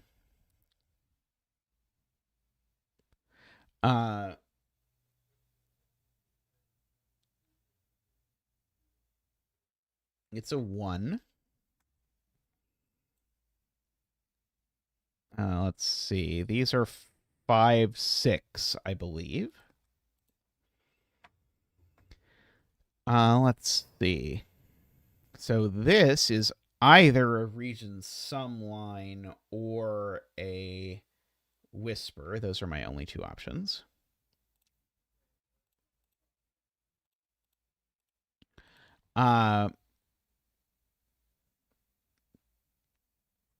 Of course, if it is a region sum line, these are both 9. This couldn't be 1, 3, 5 again.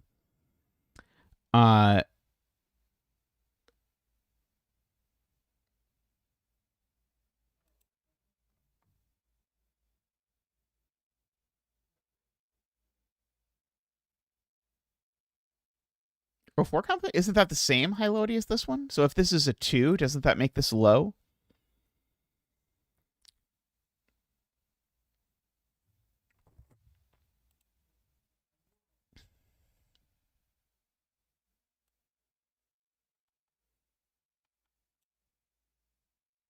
This also can't be a Renban or a parity line. So I agree. This is the other one of those two.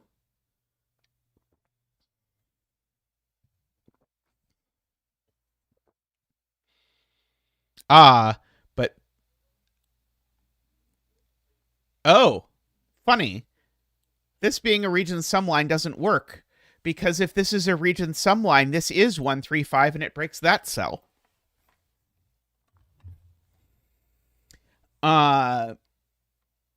Because if this is a region sum line, the only place 5 can go in the box is on here. So this is not the region sum line. This is the whisper. It's because there has to be a 5, and 5 to 2 is not a valid sum to 9. So the containing a 5 is actually very useful. So we get that. Yeah, this puzzle's had a lot of cool spots. It's been a little finickier than I would prefer in spots, but overall, I have enjoyed this slightly brain-bending nonsense. Okay, so now these two are a pair of a Renban and the other one. Oh, no, sorry, they're not a pair because this one could be a parity line again. This one's just a Renban or a whisper.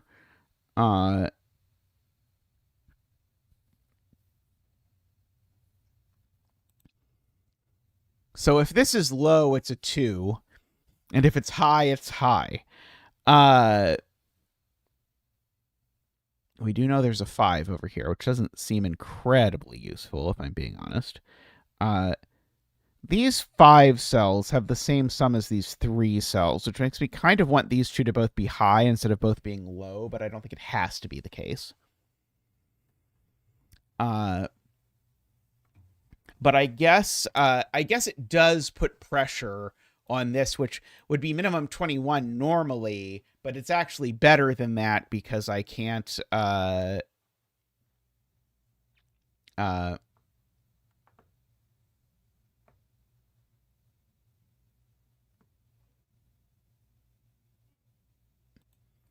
if I put if I put 2 lows here, let's do the math from Eckbert, then these are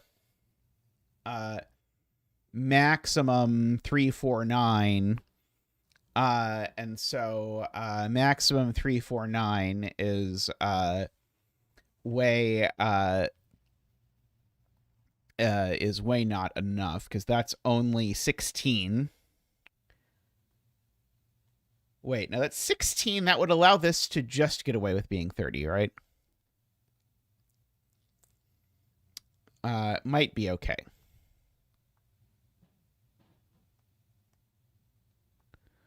Oh, except there's nowhere for me to put a 4. Yeah, there's actually nowhere for me to put a 4 on this line at all. So in fact, actually, I know the 4 and the 5 are involved in this sum.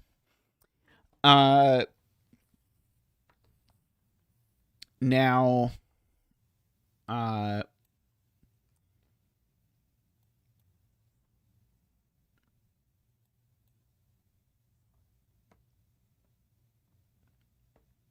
There's nowhere for me to put a 6 either, actually, because the only place I could theoretically put it is here, except I know that cell's not a 1. So our sum includes a 4, 5, and a 6. But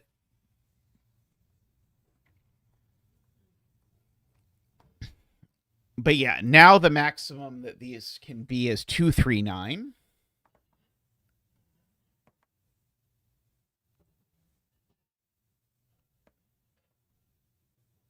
And 239 would still make these 4 have to sum to 31.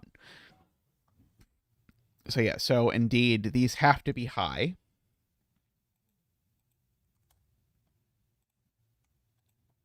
I already noted they're not 6, which makes this one low. Makes these low, and so that one's in fact just always a 2. So 1, 2, 3.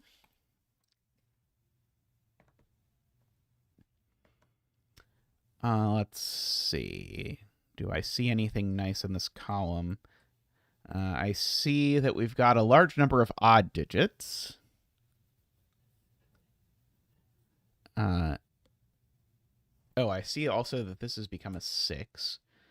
I can maybe lose the flesh coloring.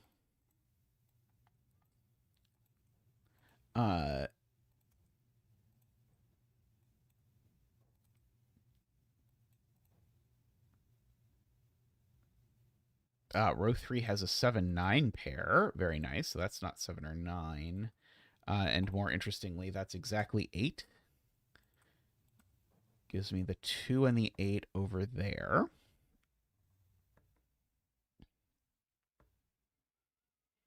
Which has made this a 4. This bounced over there.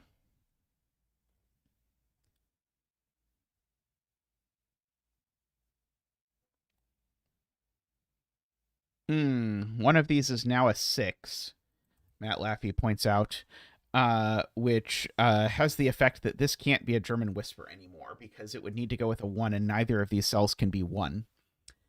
So this is not a German whisper, a parity line, or a region sum line, so therefore this is a Renbon.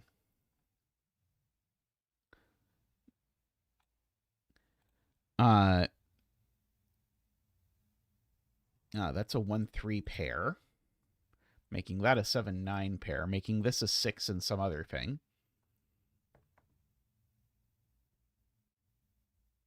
Two.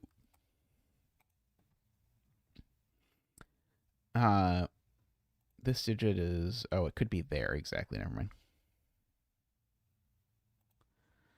This can't be 1, correct, because that would require me to do untoward things with my Renbon that I know has a 6 on it.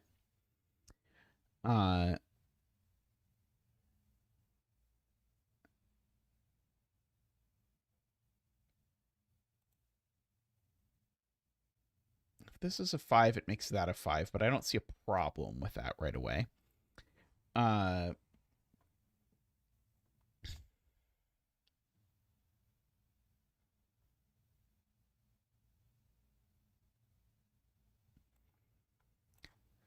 So this, just to be clear, is a parity line or a German whisper.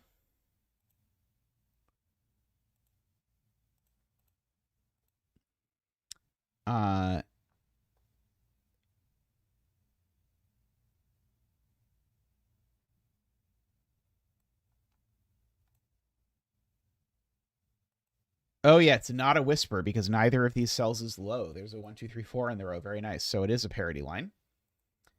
And we know how those parities are distributed. That's very nice setting. That is very nice because that digit's definitely odd. So this is 1, 3, 5, 7, 9. And these are 2, 4, 6, 8. That one happens to be a naked 8. The best kind of 8, question mark. Okay, so this is not 8 anymore, which places the 8 up there.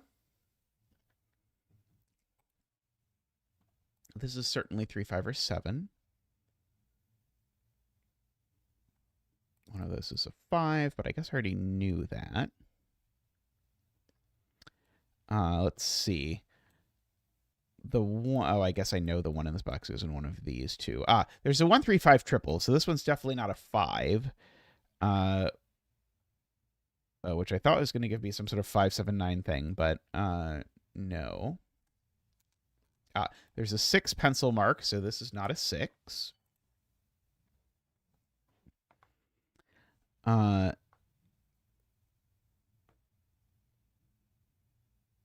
Oh, and it's not a 6 here either. So this is just an 8. Very nice.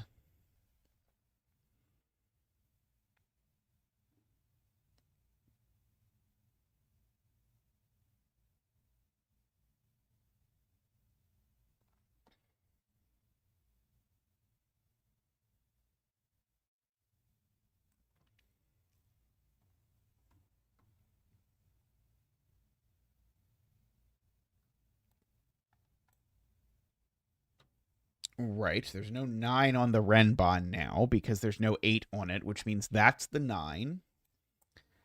So now there is a 7 on the Renbon already in this box. So that's not a 7, which makes these a 3, 5 pair, knocking 5 corner marks out of those cells. The 5 corner marks look down, knocking a 5 out of that cell now. Okay, so we've got a 7, but no 8. So it's 7, 6, 5, 4, 3. But we know that these aren't 3 or 5 because we've got our 3, 5 pair already. And so now this is a 6, a 4, and a 7, giving me a 2, 5, 6, 9, 5 over there. Okay, those are a 3, 5 pair. Let's see. We've got a 6 and a 2 up there. We've got a 9 up there. Okay, so this 4 gets placed, which places the 5. 3, 5, 7, 9 quad. Okay, let's see. This is a 3 or a 7, and it's a 7 because of that 3, 5 pair. So that's a 3. That's a 5. This is always a 1 or a 3. So we'll have to do math probably. I may be slightly dreading. But we can pencil mark our last unpencil marked cells. And be delighted that that's a 7. So we get some free real estate out of that. Okay, this 3, 5 pair does look up at that cell and does make that a 6. 5, 3, 6. Maybe I will get away with not having to do math. We'll see. 1, 5, 3, 1, 9. I did. I escaped. I thought I was going to have to do it. I didn't have to do it. Uh-oh. Oh. There we go. Like, what? How can it possibly be wrong? What did we do? Oh, no. But as usual, what we did was I didn't enter the last digit because it was hiding under a thing. Yeah, thank you, chat, for your help on that one. It was maybe more ambitious than I intended to be, but hey, there were some nice gray lines in a grid. How can you say no to a puzzle that's just some gray lines in a grid? How bad could it be? And it was quite nice, as it happens. Alrighty, I am going to wrap up stream there for today. So huge thank you to everyone for hanging out, as always.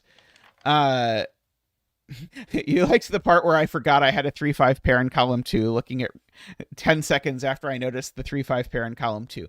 My memory does not last a long time, as it happens. My memory is very, very short, which I'm told shows up in the Root Trees Are Dead playthrough a few times.